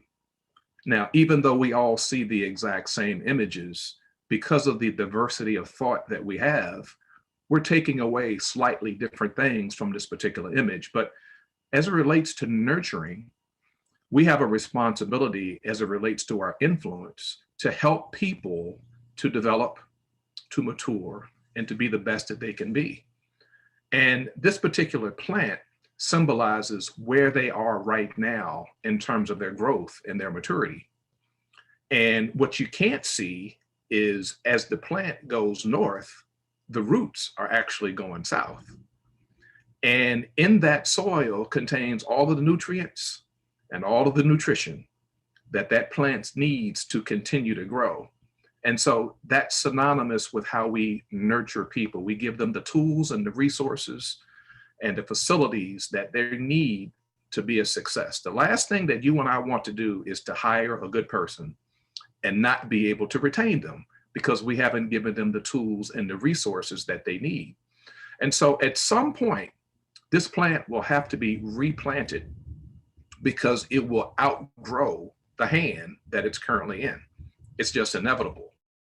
And so it is with us in terms of increasing our influence, helping people grow and plant them in the right position, plant them in the right opportunity so that they can continue to grow. Nurturing is not babysitting and it's not babying, but it's looking over, having oversight and helping people along their journey. Faith. Love this one, faith. I tell you, you and I can increase our influence with everyone within our sphere of influence by having faith in them, believing in them, having confidence in them, and showing them in a nonverbal way, but also speaking it verbally, letting people know, you know, I have the utmost faith in you.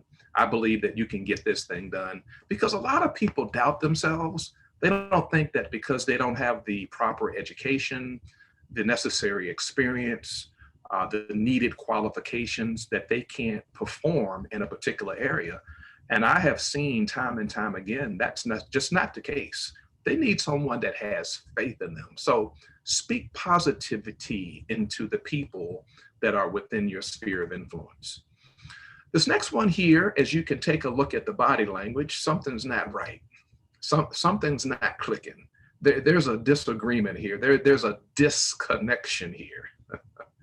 So you and I need to be better listeners.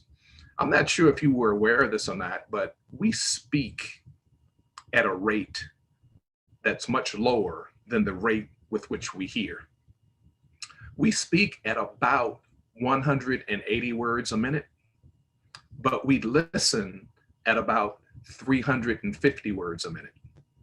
So there's a constant disconnect, potentially, unless we take the time to become better listeners. It's a skill that all leaders need to have. So let me walk you through this. First of all, when someone is speaking, and as we increase our ability to listen better, look at the speaker,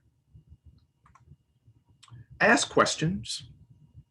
More importantly, ask thought-provoking questions and open-ended questions, because a closed-end question will just get you the one-word response. Don't interrupt, and please don't change the subject. Those two things will drive the recipient crazy. Don't do that. Try to take the emotion out of it as best we can. And responsive listening. An example would be, was I clear?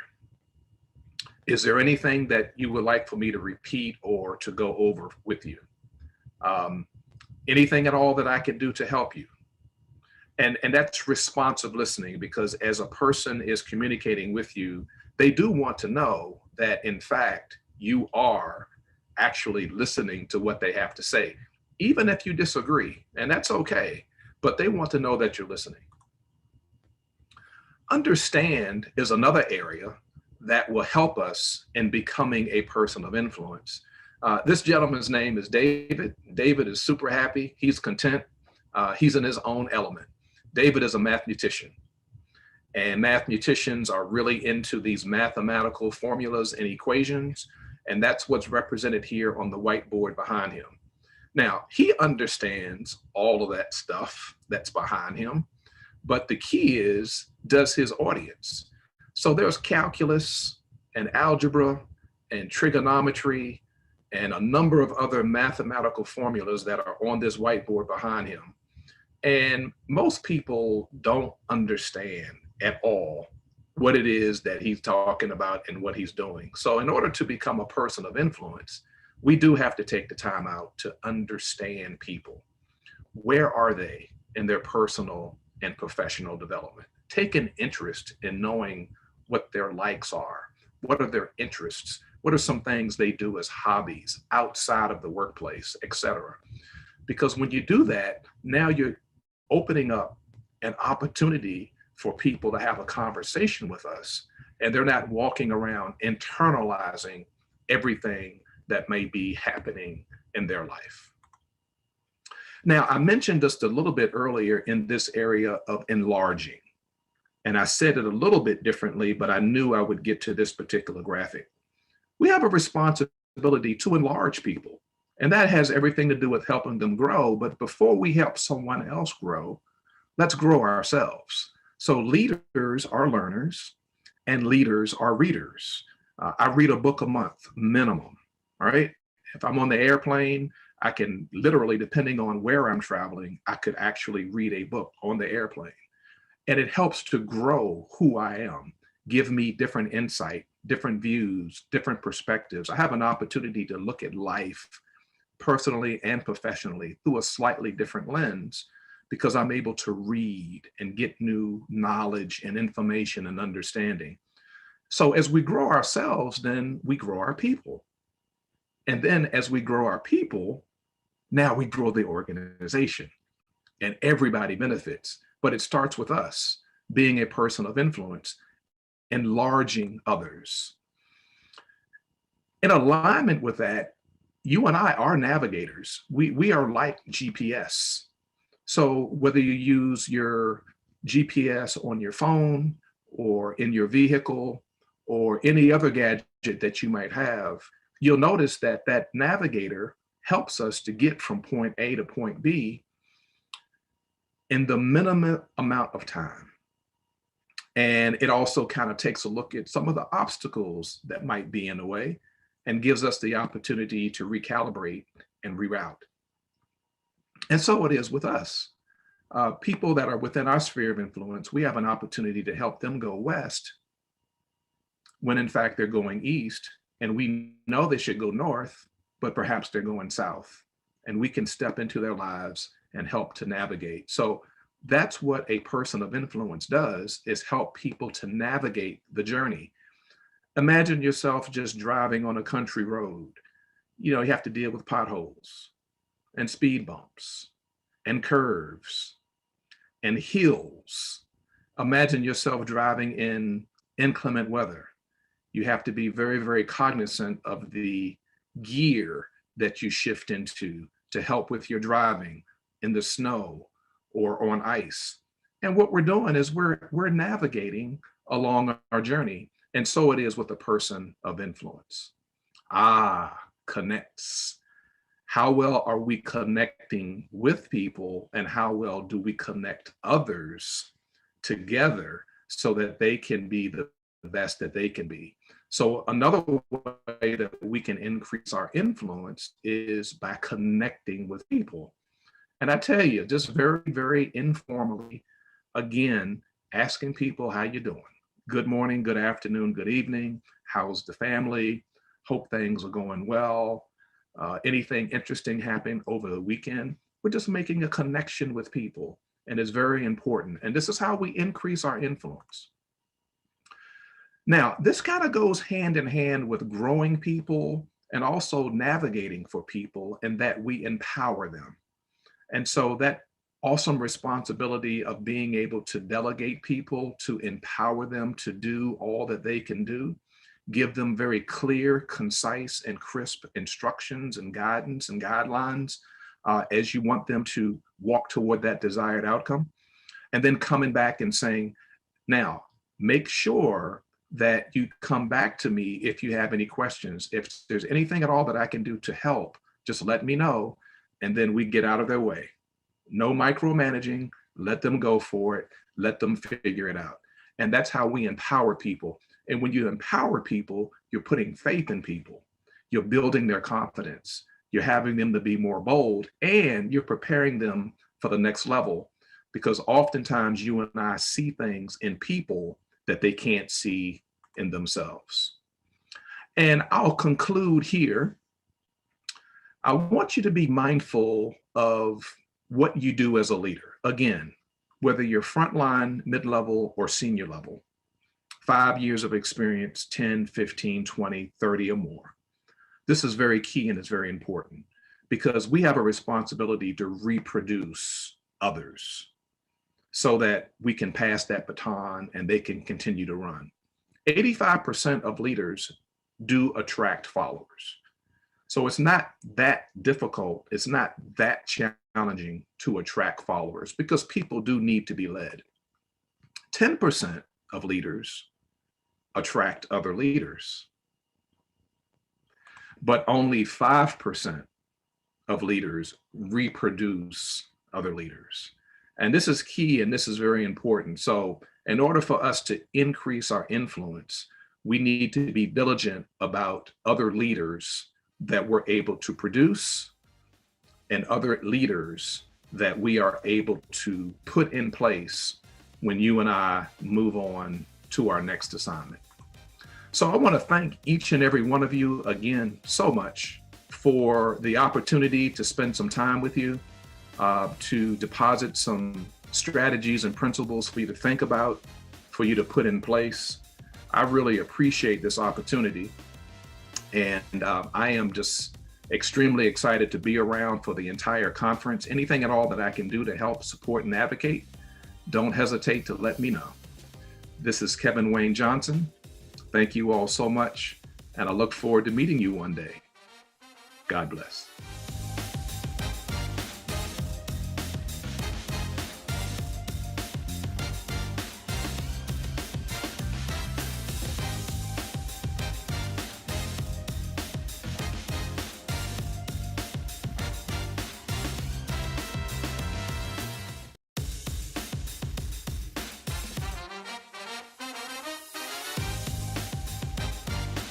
Hello, my name is Ronaldo Randall. I am a life, leadership, and business strategist.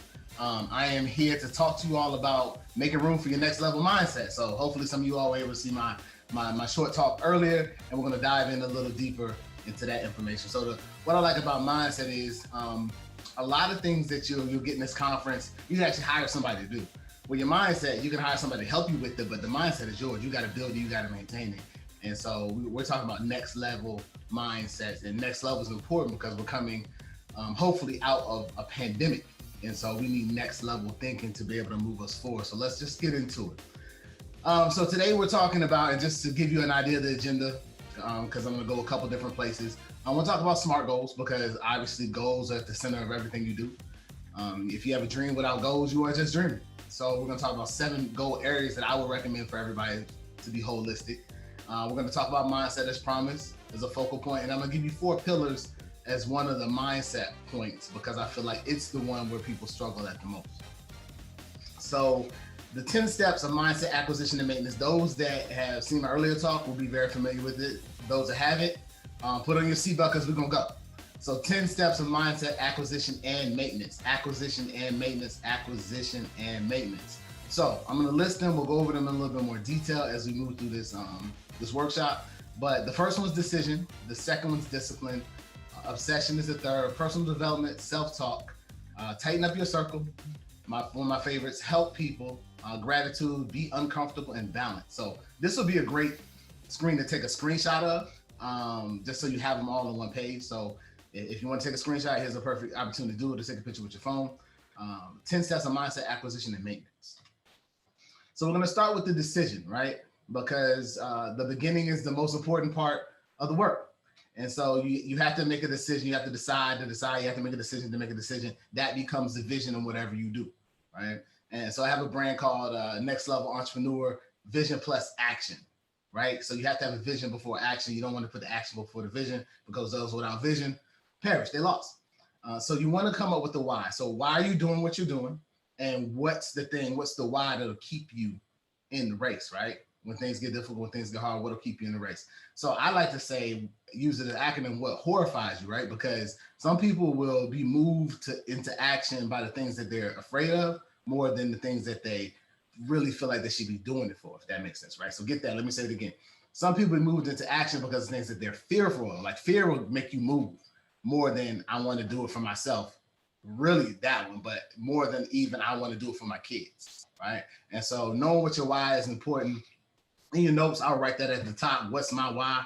And then do something tangible. So a lot of people think about things and they never start. So you got to start, because the beginning is the most important. The most important part of the work. So do something right away. So right now you did something. You joined a conference and you're going to get a lot of information. I would suggest doing something that requires a little bit of uncomfortability, right? Like put some money on it. Tell somebody that's a mentor or somebody you feel that you respect. So that way, if you don't do it, you're going to look bad, and that'll help you be motivated. And then ultimately, set your goals. So we're going to talk a little bit about goal setting as we transition, because you got to have the vision. In order to get to the vision, you got to have goals to get you to the vision. All right. So 8 goal areas that I suggest, right? This is another opportunity for you to screenshot. If you write fast enough, write it down, or, just take a picture with your phone. So number 1, and let me just go ahead and say right off the bat, these are not in any particular order. In fact, you should put it in the order that best pertains to you, right? Like your moral compass. If those are familiar with Maslow's hierarchy of needs, if you're not, look it up. It's that pyramid that says you need food, clothing, shelter at the bottom. And then once you get that, everything else goes up, right? You get more sophisticated. So some of you all might choose to use that as a tactic when looking at this. But here are the goals. You put them in the order that make the most sense to you, but you need to have a goal for each area. So financial goals, intellectual goals, family goals, spiritual goals. That probably should go at the top. Physical goals, career goals, If you are a parallel entrepreneur, right? If you're still working and you're still doing your entrepreneur thing, social goals, and then finally, my favorite, entrepreneurial goals are one of my favorites. And so those are the 8 goal areas that you need to have. And we're going to talk about like, these are the goal areas, but you got to get really detailed in the type of goals you're setting to get your vision rolling. So we're going to talk about SMART goals. And some of y'all may not be familiar with SMART goals. Not sure where everybody's at in the understanding of everything. And so we're going to, no entrepreneur, no child left behind, right? So we're going to make sure we cover the basics because the foundation is important. Think about when you're building a house. The foundation is important. People spend time on the foundation. And so I'm spending time today on the foundation. And then you can build the house up around you, right? You can replace shingles, you can replace windows, you can replace doors, handles, locks, you replace all that stuff. Those are the peripherals, but this foundation got to be set and they got to be set right. So here we are. So goals need to be SMART, S-M-A-R-T. It is an acronym. It means specific, measurable, achievable, realistic, and timely. Specific, measurable, achievable, realistic, and timely. And so let's just dig into a little bit about how you can make those goals that I just talked about, SMART goals. All right, so we are looking at the acronym, so I just blew it up a little bit. So let's say you want to lose weight, right? Because it's the time of year for first quarter, people want to lose weight. And so that's a big goal. And let's say you want to lose weight and you say, I want to lose weight. 2021, I want to lose weight. Well, you got to make that SMART. Well, how do you make it SMART, Ronaldo? Well, what you do is you make it specific. I want to lose weight, but I want to lose a certain amount of weight, right? Maybe I also want to gain muscle, right? Or maybe I want my waist to be a certain width. So make it specific and then measurable. So how do you know when you've reached it, right? So if you make it specific enough, it's easy to measure, right? I want to be a 28 in the waist for a guy, maybe. I want, I want my dress to fit that I wore 3 years ago when I was my ideal weight. Then you want to make it achievable.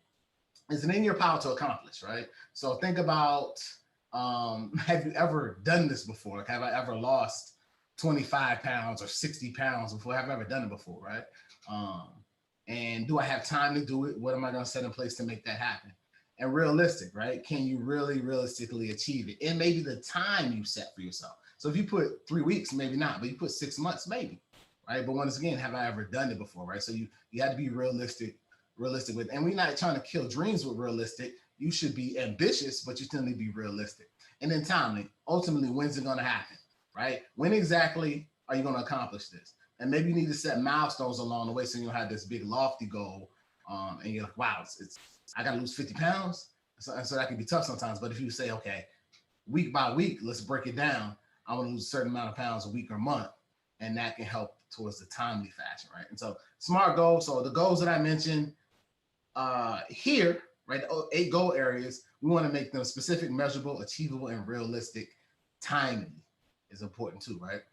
Speaking of time is the most precious commodity that we have. It's also a scarce resource. And I like this. I'm gonna read this right off the screen. This is good. Y'all should write this down and put it up on a sticky somewhere so that you realize how precious time is. In a time that we're experiencing in the world now, we realize that time ain't in promise, right? And so here it is. It's been said that time is free, but it's priceless. You can own it, but you can't own it, but you can use it. You can't keep it, but you can spend it. Once you have lost it, you can never get it back. I think that bears reading again. It is the most precious commodity, right? And I call it a scarce resource. It's been said that time is free, but it's priceless. You can't own it, but you can use it. You can't keep it, but you can spend it. Once you have lost it, you can never get it back. And so we need to be productive as people and as business people and as entrepreneurs because we're busy. And so we need to be productive, right? We got to run a tight ship. And so every entrepreneur wants to be productive. Not only that, though, we need to be productive, right? It's important that we're productive with the time we have. Everybody has the same 24 hours. Why is it that some people get more done than other people, right? Why is it that some people are more stressed trying to do the same things that you and I do in a 24-hour period? So we need to be productive and we want to be productive. And so let's talk about productivity, right? In life and as an entrepreneur, as it pertains, and this is mindset stuff, right? All right, so productivity looks different for people. Yep. So the way you are productive may be different from the way I'm productive. I may do a to-do list. I mean, your business is different than mine. Your life is different than mine. You know, you may have a different amount of kids. You may not have kids. You may be married. You may not. You may have a significant other. There's all these different variables that go into what productivity looks like for you, and automation and all these different things. But the feeling is universal. So you know when you feel productive. You know when you feel productive. You know when you don't feel productive. And so we need to work on that for each and every one of us, and it's unique to you, right? But there's some universal rules and laws that we can all share and use. And so this is a perfect time to talk about discipline, because you have to be disciplined to make sure that you keep your time and productivity in different buckets. Don't let people waste your time and drain your energy. And I know it's happened to everybody at some point in your life. But this discipline is going to help out a little bit. And I think we're going to spend some time on discipline, right? Because I think this is where we get caught up, right? People are just not disciplined. You know it. I know we've been in points in our lives in some areas a lot where we just can't stay committed to a thing. That's why we go get coaches, right? And that's why we do different things to try to keep ourselves accountable. But let's talk about discipline. Let's spend some time here. So discipline is, and this is my paraphrase of somebody's quote, doing what you said you would do when the feeling you said it in goes away. It's left you. That's just like I was on the 300 push-up challenge, and I still do it. But when you get up in the morning, you don't feel like doing it on some days. Well, it ain't about what you feel. It's about the discipline. It's not about how you feel about it. It's about the discipline. So discipline, if you can capture this definition of it in my words, doing what you said you would do when the feeling that you said it in goes away. And this is why you have to practice this type of discipline. The second thing, right? Hoop Gaines said, we must all suffer one of two pains. We're all suffering one of two pains: the pain of discipline or the pain of regret. The difference is discipline weighs ounces, little bitty weight, discipline, right? While the regret weighs tons, heavy weight. And so process that a little bit, right? Discipline is difficult. Habit forming things is difficult until you form the habit.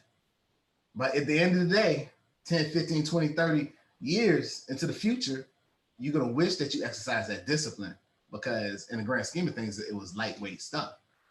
Because at the end of the day, when the rooster comes, when the hen comes home to roost, the regret is what's going to weigh tons, right?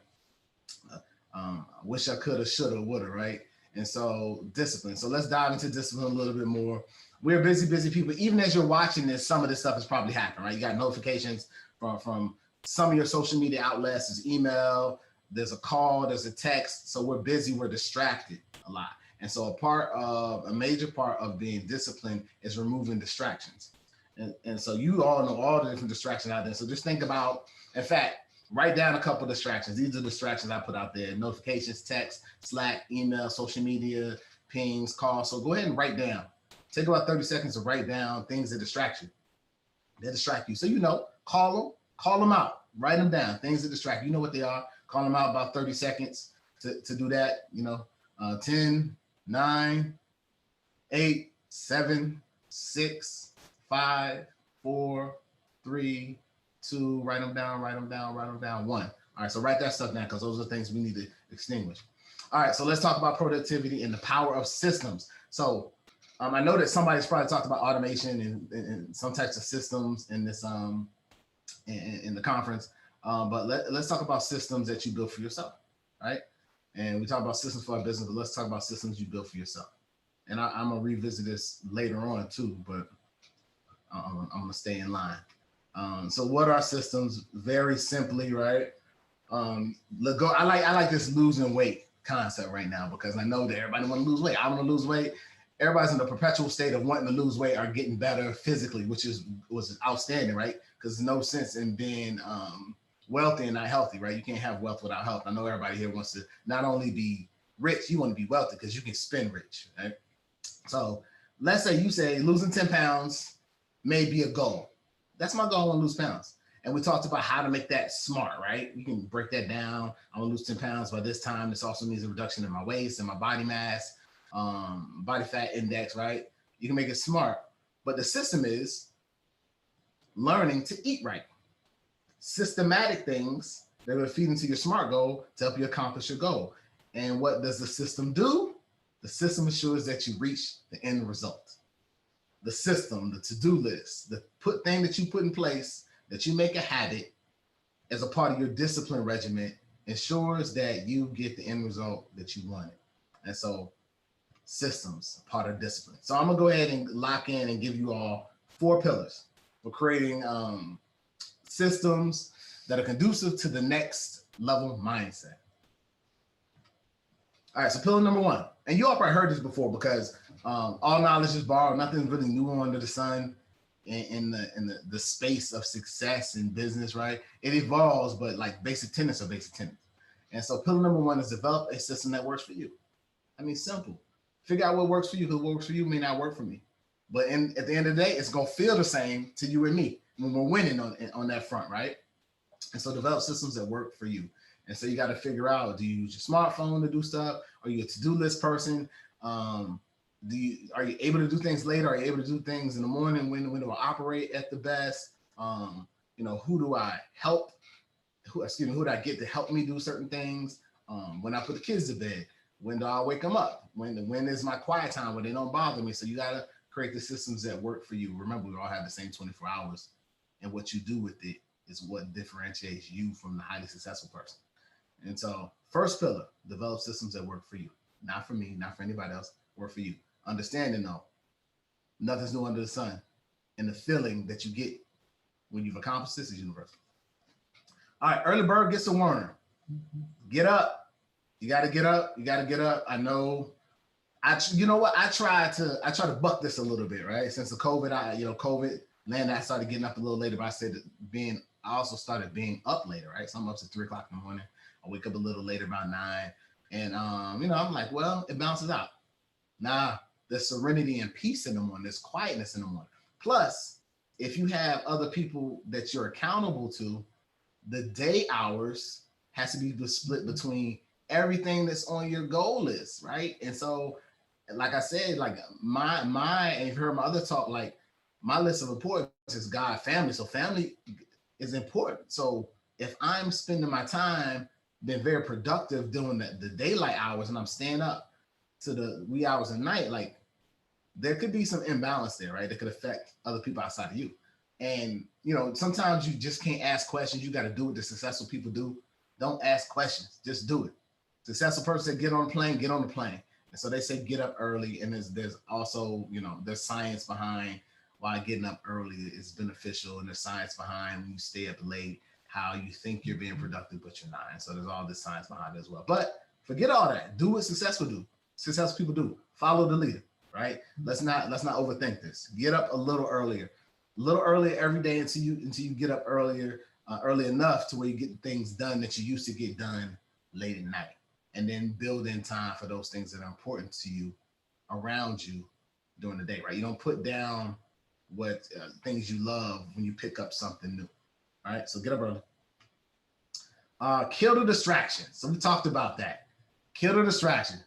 Now, right now, go ahead and write down beside your distractions how many times in the course of this maybe 18 minutes or so you've gotten some type of ping. Some type of distraction took your eyes off me, took your thoughts off me. You thought you were multitasking, that don't even exist. It's more like project switching. You thought you were multitasking, you looked at that thing, trying to listen to me. Dedicate time to the things you are supposed to be dedicating time. So I call it block scheduling. So kill the distraction. So write down real quick about how many times roughly you feel like you've been distracted since I've been talking. I'll give you 5 seconds. 5, 4, 3, 3.5, 3 3/4, 2, 1. So write down just a number. How many times you've been distracted? So you got to kill the distractions on your time. Don't let people disrespect your time. Because really, if they disrespect your time, they're disrespecting you. And you got to make people respect you and your time. So you put systems in place around that, so that you make sure that you're productive. That's a way of measuring it, right? I call it the compound effect. Small things over time guarantee something. But if you're scatterbrained and you let your time be stolen by distractions, it's going to become problematic for you in your productivity journey. All right, slay your dragons. Stop being scared. You got to jump, right? Overcome. And so here's a practical thing with it. Overcome your most difficult task first. All right. think about it, right? And this is another thing to write down. Think about it. Like, when are you most productive?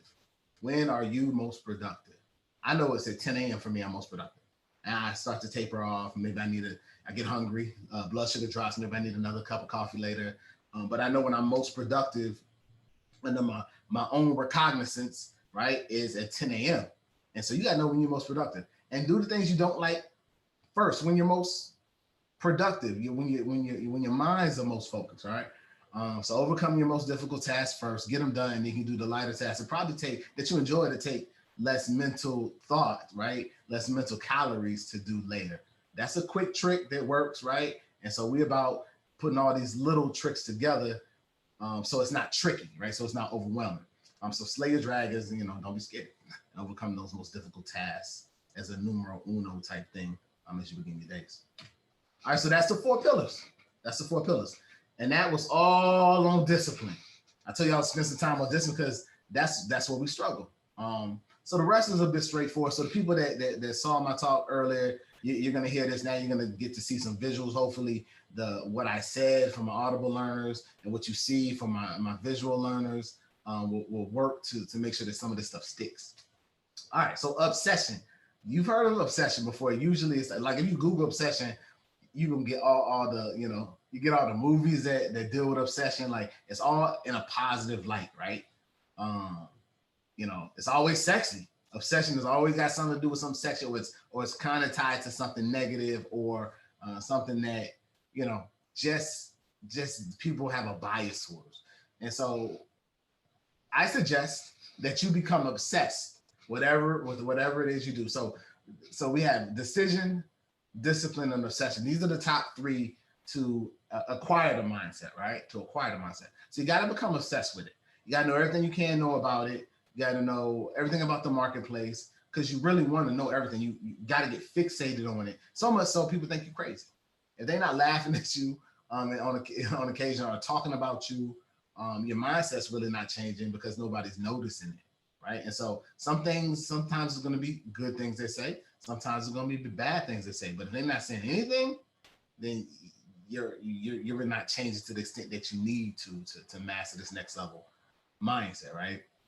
And it can be uncomfortable. I'll be honest, it'd be uncomfortable. However, if you read and you follow people that are successful, that's always a story. That's always a story until they become successful. Then it's, like, I knew you could do it, but when I was doing it, when it didn't sound right to you, you were not on board with me. That's cool, because the vision and the gift was given to you. It's yours, right? Not theirs. And sometimes, let me just throw this in too. Sometimes, and we're going to talk about tightening up your circle, but sometimes when you're doing things that are out of the wheelhouse of your friends and family members and those people that you usually are with, they feel threatened. They don't even know it. It's a subconscious thing. They feel threatened. And so, you have to recognize that so you're not deterred, but you become obsessed with it so you can weed out those people, right? And so you know where people stand. So obsession, be fixated. All right, be better than you were yesterday. Personal development, number 4. I got early as the first bullet. Like, I feel like you should do this early in the day, right? Get it in your mind early in the day. It's something about your brain waves. I can't remember the exact science, but there's something about your brain waves being most receptive in the beginning of the day, in the morning. That's why people get them in the morning, to try to get their state of mind in a place where it needs to be so that they can have that productive day that they're intending to have, right? And so I would say I'm a diagnose, right? Not diagnose. I'm a prescribe a healthy balance of motivational content, right? So whatever that is for you, motivational content. And I love saying this, right? Those listen to my shorter talk heard me say this, right? They say motivation doesn't last, and they're absolutely correct, but neither does a shout. That's why we take one every day. And if you don't take one every day, at least you take one frequently enough to stay clean. And that's what we're doing with motivation. We doing it enough to stay clean. And I suggest doing it every day. It doesn't have to be long videos, but feed yourself that good energy every day and do it early, because the world is going to throw negative stuff at you, and you have to be prepared to combat that. Content-rich stuff. So get content-rich stuff in, right? You got to know how to do things, right? I always say mindset supersedes skill set, but that doesn't mean you don't have a skill set. Like, you need to sharpen the saw. And you know, you get better in the area, and that's part of the obsession. Like you're studying your stuff, you're getting all your stuff, but some of the content rich stuff that you need to get needs to be a part of your session. But you need to also be a holistic type person too, right? If you're like me and you're a social entrepreneur, you need to know a little bit about some other things too, right? You don't have to be the marketing expert, but you may want to know a little bit about the marketing. You don't have to be a stock expert, but you may want to know a little bit about the stocks. You may want to be keeping up with what's going on in business in general and economics and what's going on with the presidency, so that you know that, because you know that executive, legislation, judicial branch, that triunion is going, that's the business of the world. So you want to know what's going on with them. So you want to stay content rich, you want to stay in the loop. But once again, do it early, a healthy dose of motivation and content rich information to keep that professional development rolling. Always a student, right? Never the teacher. Self-talk. I love this. You got to get that professional development in your mind so you can start talking to yourself, right? And if you notice, I put over there, your mental health is a priority right now. Mental health is something that's been talked about a lot. And I encourage you all, like, not to be scared of it. Mental health comes in a lot of different ways. You know, sometimes you're born with it. Sometimes it's stress induced. You know, people are in the house. It's just unusual times, and you know, it's been taboo, particularly in the minority communities. But it's a real thing, and so you want to make sure that you keep yourself in a good state of mind and protect your mental health. It's okay to take breaks. It's wise to take breaks. All right, so self-talk. Positive affirmation. You all have heard of the word affirmations or incantation. If you have not, go ahead and Google it. But it's essentially speaking over your life, speaking positively into your life, right? I am great. I am awesome. I am capable, right? I will win. I can win. I can, I will, I must, right? So positive affirmation, you speak to yourself. And then you want to identify, and this almost runs in, not in tandem. You do the positive affirmations regardless, right? Because you're filling the funnel of positivity that you received from your motivational stuff, probably, right? And then identify negative self-talk, right? So you have to know what your subconscious is saying, because you want to get your subconscious and your conscious to agree. Subconscious is a little man inside you that talks to you inside. And rarely, you know, sometimes I don't agree with the conscious things you say out of your mouth, right? So those things like imposter syndrome, or where you don't feel like you're prepared, or you don't feel like you're deserving of certain things. Those are things that like are that negative self-talk that's inside you. But most people that are in that place are going to remain. If you're smart, you should remain confident on the outside, right? And that's the conscious. So the positive affirmations, identify the negative self-talk, and as soon as you identify it, immediately get at it, stop it, immediately replace it with a positive thought. That's an idea I got from the what's the name of the book? Norman Vincent Peale, The Power of Positive Thinking. As soon as a negative thought comes, replace it with a positive thought, because you get so many negative thoughts.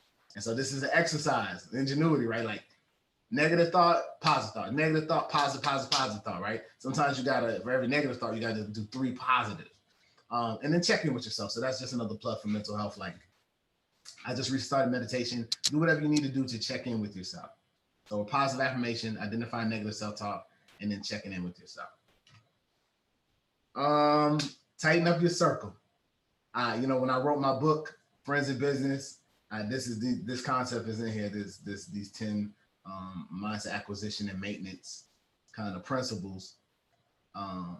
This is one I almost didn't put it in by this title, Tighten Up Your Circle, but I had to, right? I had to be true to the culture. Like, I had to be true to myself, I had to be genuine. I got this from Beanie Siegel. If you don't know who Beanie Siegel is, he's a hip hop artist connected to Rockefeller Records, back in the 90s. And there's a song that he has, I think it's Feel It in the Air. So don't quote me if I'm misquoting it, but the line in it says, tighten up your circle before they hurt you. 85% of communication is nonverbal. And that's accurate-ish. But tighten up your circle, like, stuck with me, because you have to tighten up your circle. We talked about obsession and how that could make people feel a little uneasy about you. The truth of the matter is you are the sum total of the 5 friends you spend you spend the most time with.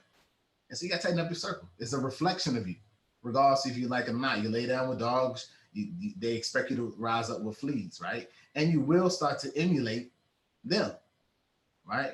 Those which you assimilate, you also emulate. Self-consciously, you don't even know it, right? And so you got to tighten your circle. Plus, you don't want to be the smartest person in your circle. When that happens, you need to expand your circle anyway, right? So that you can continue to be the student. Now, this doesn't mean you leave your other circle behind, but your time is precious. So you got to decide what you want to do with your time. And if you're trying to be wealthy, you're trying to take what you have into legacy mode because your why is that big. It's something that's necessary, right? You can't, there's another line that says, I can't help the poor if I'm one of them. And so you have to be delicate in how you approach this, but you do need to tighten up your circle. You need to be having the same conversations. You need to be interested in the same things for the most part. But that doesn't mean you leave once again, you don't put the old things that you love down to pick up the new things that you want. And so very delicate that you need to do that. You still love them, you still want to spend time with them, but you need to spend time on the enterprise so that you can bless everybody, is the way I think about it. And hopefully that resonates with you as well. Tighten up your circle. All right, so you want to help people, right? So, and I think everybody resonates with this. Like, yeah, most people want to help people all the time. Like, I think if people were given the choice to help people, they would, right? It's one of the top things they want to do, particularly the young millennials. You had to be a wicked person not to want to help people, particularly if you had the means. But what I'm suggesting to you today is help people when you don't have the means, right? Some sacrificial giving. And I'm talking about in multiple areas, right? So if you have a business and you can mentor a person, mentor them. Look at the picture. Lift while you rise, all right? Lift while you rise. A lot of people will help people once they reach a certain status and level in life, but I'm suggesting that you do it now. Start off doing it. Like my first business is a nonprofit. Like this nonprofit is still running. So I came into the entrepreneur realm as a social entrepreneur, helping people, and everything that I do has a recurring narrative of where I'm helping people. And so I'm telling you, the science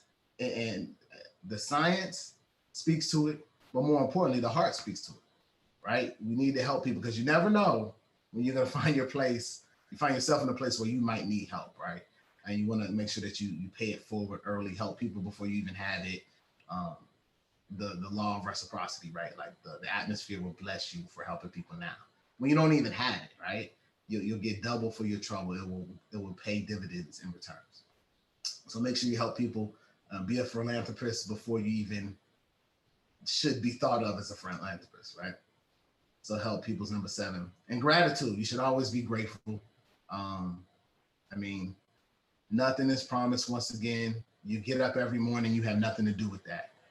People don't wake up every morning, they have nothing to do with that. So make this sure that you're grateful. Lots of people speak about this, getting up in the morning, doing a gratitude list, but be grateful for the people that remain in your life while you go through this growth process of becoming an entrepreneur, or as things change, or your business pivots, as you come into hard times in and out of business and life and your entrepreneur endeavors. Like, be grateful for those people, right? They will appreciate it. Say thank you. Let them know as often as possible that you are appreciative of them. If you pray, speak their names in prayer, right? Check in on them. If they're dropped in your spirit, check in on them. Like, you want to be grateful. This is important, right? Help people and grateful is more important than you think, right? Because you don't know how this is going to pay dividends for you in different ways later in life. So be uncomfortable, right? Jump. I just read Steve Harvey's book, Jump, and he told a lot of stories about him just getting uncomfortable and jumping. And this picture is actually, I didn't think about this when I put up there, but he also talks about jumping off the cliff and, getting scrapes on the way down, but that you grow your wings eventually. And so, you have to get used to being uncomfortable so that you can get comfortable. You have to get used to being uncomfortable so that ultimately you can be comfortable and not be afraid of failing. You need to fail. You need to fail faster so that you can learn faster so that you can get to where you need to be in life and business, right? And so I heard it said that the failures build you, the wins build your business. And for those that have failed, you know that you've grown from it, right? Pressure makes diamonds. And so don't be afraid to fail. Like, you got to jump, because nothing is promised. Like, time is not promised. So you got to go for it. Now be wise, but go for it. Don't overthink it. Don't pontificate over it. And, don't have paralysis of analysis. Go for it. Be wise, but jump, right? Jump. Don't overcomplicate it. And then you will become comfortable with being uncomfortable. And although you're scared, you'll do it anyway, right? Because that's the difference between Once again, a difference between successful people and unsuccessful people. They're both scared and they both don't want to do it, and it's uncomfortable for both of them. Successful people just do it anyway, right? So be uncomfortable until it becomes comfortable, and it will. It will. Like if you've ever worked out, if you ever done something that was hard to start and then it became easy, same rules apply to everything. The stakes may seem higher, but the same rules apply. And so, and I will tell you this, some things you're scared to jump on. You're worried about what people think about you. Well, truth of the matter is the ones that care, what is it? The ones that matter, the ones that care don't matter. The ones that matter, the ones that don't care, I'm messing that quote up. So basically the ones that care don't matter, right? And the ones that don't care are the ones that matter, right? And so that's the first thing. Really, that's the only thing. So you make sure that you jump out there, you be courageous, and do those things that are purpose in your heart and your mind. So make those things come to fruition. So make sure you jump, be uncomfortable. All right, and so balance. So balance is one of the last things. Balance is actually number 10. So all the aforementioned are gonna put you out of balance. And so I definitely struggle with this and still kind of struggle with it because you get so laser focused that you forget the other things you're supposed to do and you get out of balance. And at certain times in your business, certain seasons in your business, this will happen. So you always have to remember that you have to stay in balance. So check out this balance, right? Everything has to have its own weight distribution, has to be placed correctly, right? Almost the temperature and the wind almost have to be right. And so just make sure that you're recognizing what's important in your life and you're giving an appropriate amount of time to each one of those things, right? So you know how much time, in my case, I'm married, how much time my wife needs, what time my wife needs. So I need to, like, you think 15, 30 minutes isn't a lot of time? Try spending 15 to 30 minutes just talk to your wife or your significant other or whomever every night, right? That's a good amount of time to just dedicate because usually you're running and we have kids are running and we're doing kids and we're doing bills and we're doing food and we're taking out trash and we're working. And so, sometimes with passion shifts, we have conversations about the business of the family, but try doing 15 minutes, right? Figure out how much time each person in your family needs. It's almost like baking a cake, right? You put this much eggs and this much the cake mix and this much milk, and you know how much each ingredient needs to be to make the cake. So take that same concept, put it in your life. You know how much your kids need. Maybe your son needs more time than your daughter on occasion. Or maybe your daughter needs more time than your son. Or maybe your wife needs more time, but you got to know how much, right? How much ingredients you need to build the cake. And that's how much time you need to make sure that your life is balanced. And so this is very important because once again, you don't want to put down those things that you love when you pick up whatever it is you're picking up. So balance is important. And I will admit it's not that easy, but you got to be intentional about it. And the thing, like the aforementioned, are going to put you out of balance. In fact, if they're not putting you out of balance, reevaluate because you're doing something wrong. You should be out of balance to start. And then you need to put yourself into balance. In fact, when you get out of balance, that's when when you get out of balance, people talking about you, that's when you know you're catching traction. And once you get to that point, okay, now I gotta get this thing in balance. But you need to make sure that you check in with yourself, right? And identify that. And let the people in your household and that are around you, your friends, family, know what you're doing. Right? I know people when they go get their PhDs, they'll let their families know, hey, this is what the commitment is. It'll be for this long. This is why I'm doing this. You got to get the buy-in from those that are around you that will stay around you like your family. So, some people come in your life to stay. Some people come in your life to leave, and you have to figure out who those people are, right? In the spirit of tightening up your circle. And so that's my time, folks. Once again, it's Ronaldo Randall, the bridge builder, life leadership and business strategist, speaker, Amazon bestseller of Friends in Business, the blueprint for doing business with friends and family. You can go redeem your free gift from my website, friendsinbiz.com. Once you go to the website, just hit resources. There'll be 2 resources there for you that I think you enjoy to help you build your business and your life. And I just want to leave you all with this quote. If you change the way you look at things, the things you look at will change. That's by Wayne Dyer. So I appreciate you all's time. Hope you enjoyed the conference and will continue to enjoy the rest of the conference. Take care.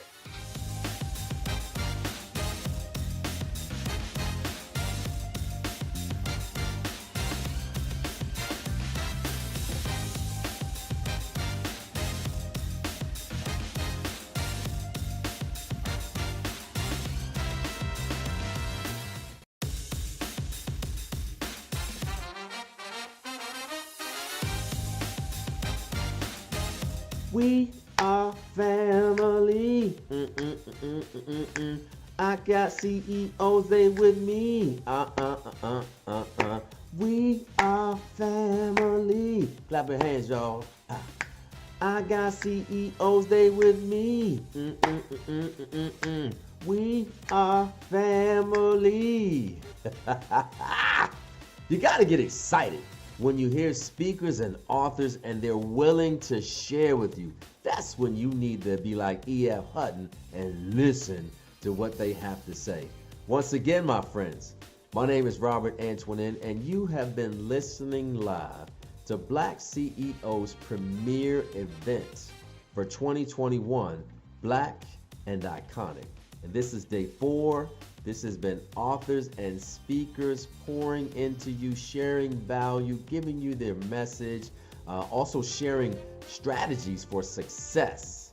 So I encourage you to continue to stay tuned in and watch the closing speakers for this day. If you gain some value, I suggest that you reach out and connect with the speakers that you heard earlier today. Make sure that you share this broadcast out. Invite someone else to listen to this conference on tomorrow. Whatever you do, make sure that you take on the responsibility of connecting and collaborating with others. Here at BlackCEO, we believe that 1 + 1 is cooperation. But 1 and 1 is #11, which is collaboration. When you collaborate, you and your business can elevate. When you collaborate, that's when you and your business can elevate. So do yourself a favor, connect with one of these superheroes, one of these great men and women who've been speakers and presenters on this day, and you and your business will be the better for it. My name is Robert Antoinin, and I approve this message.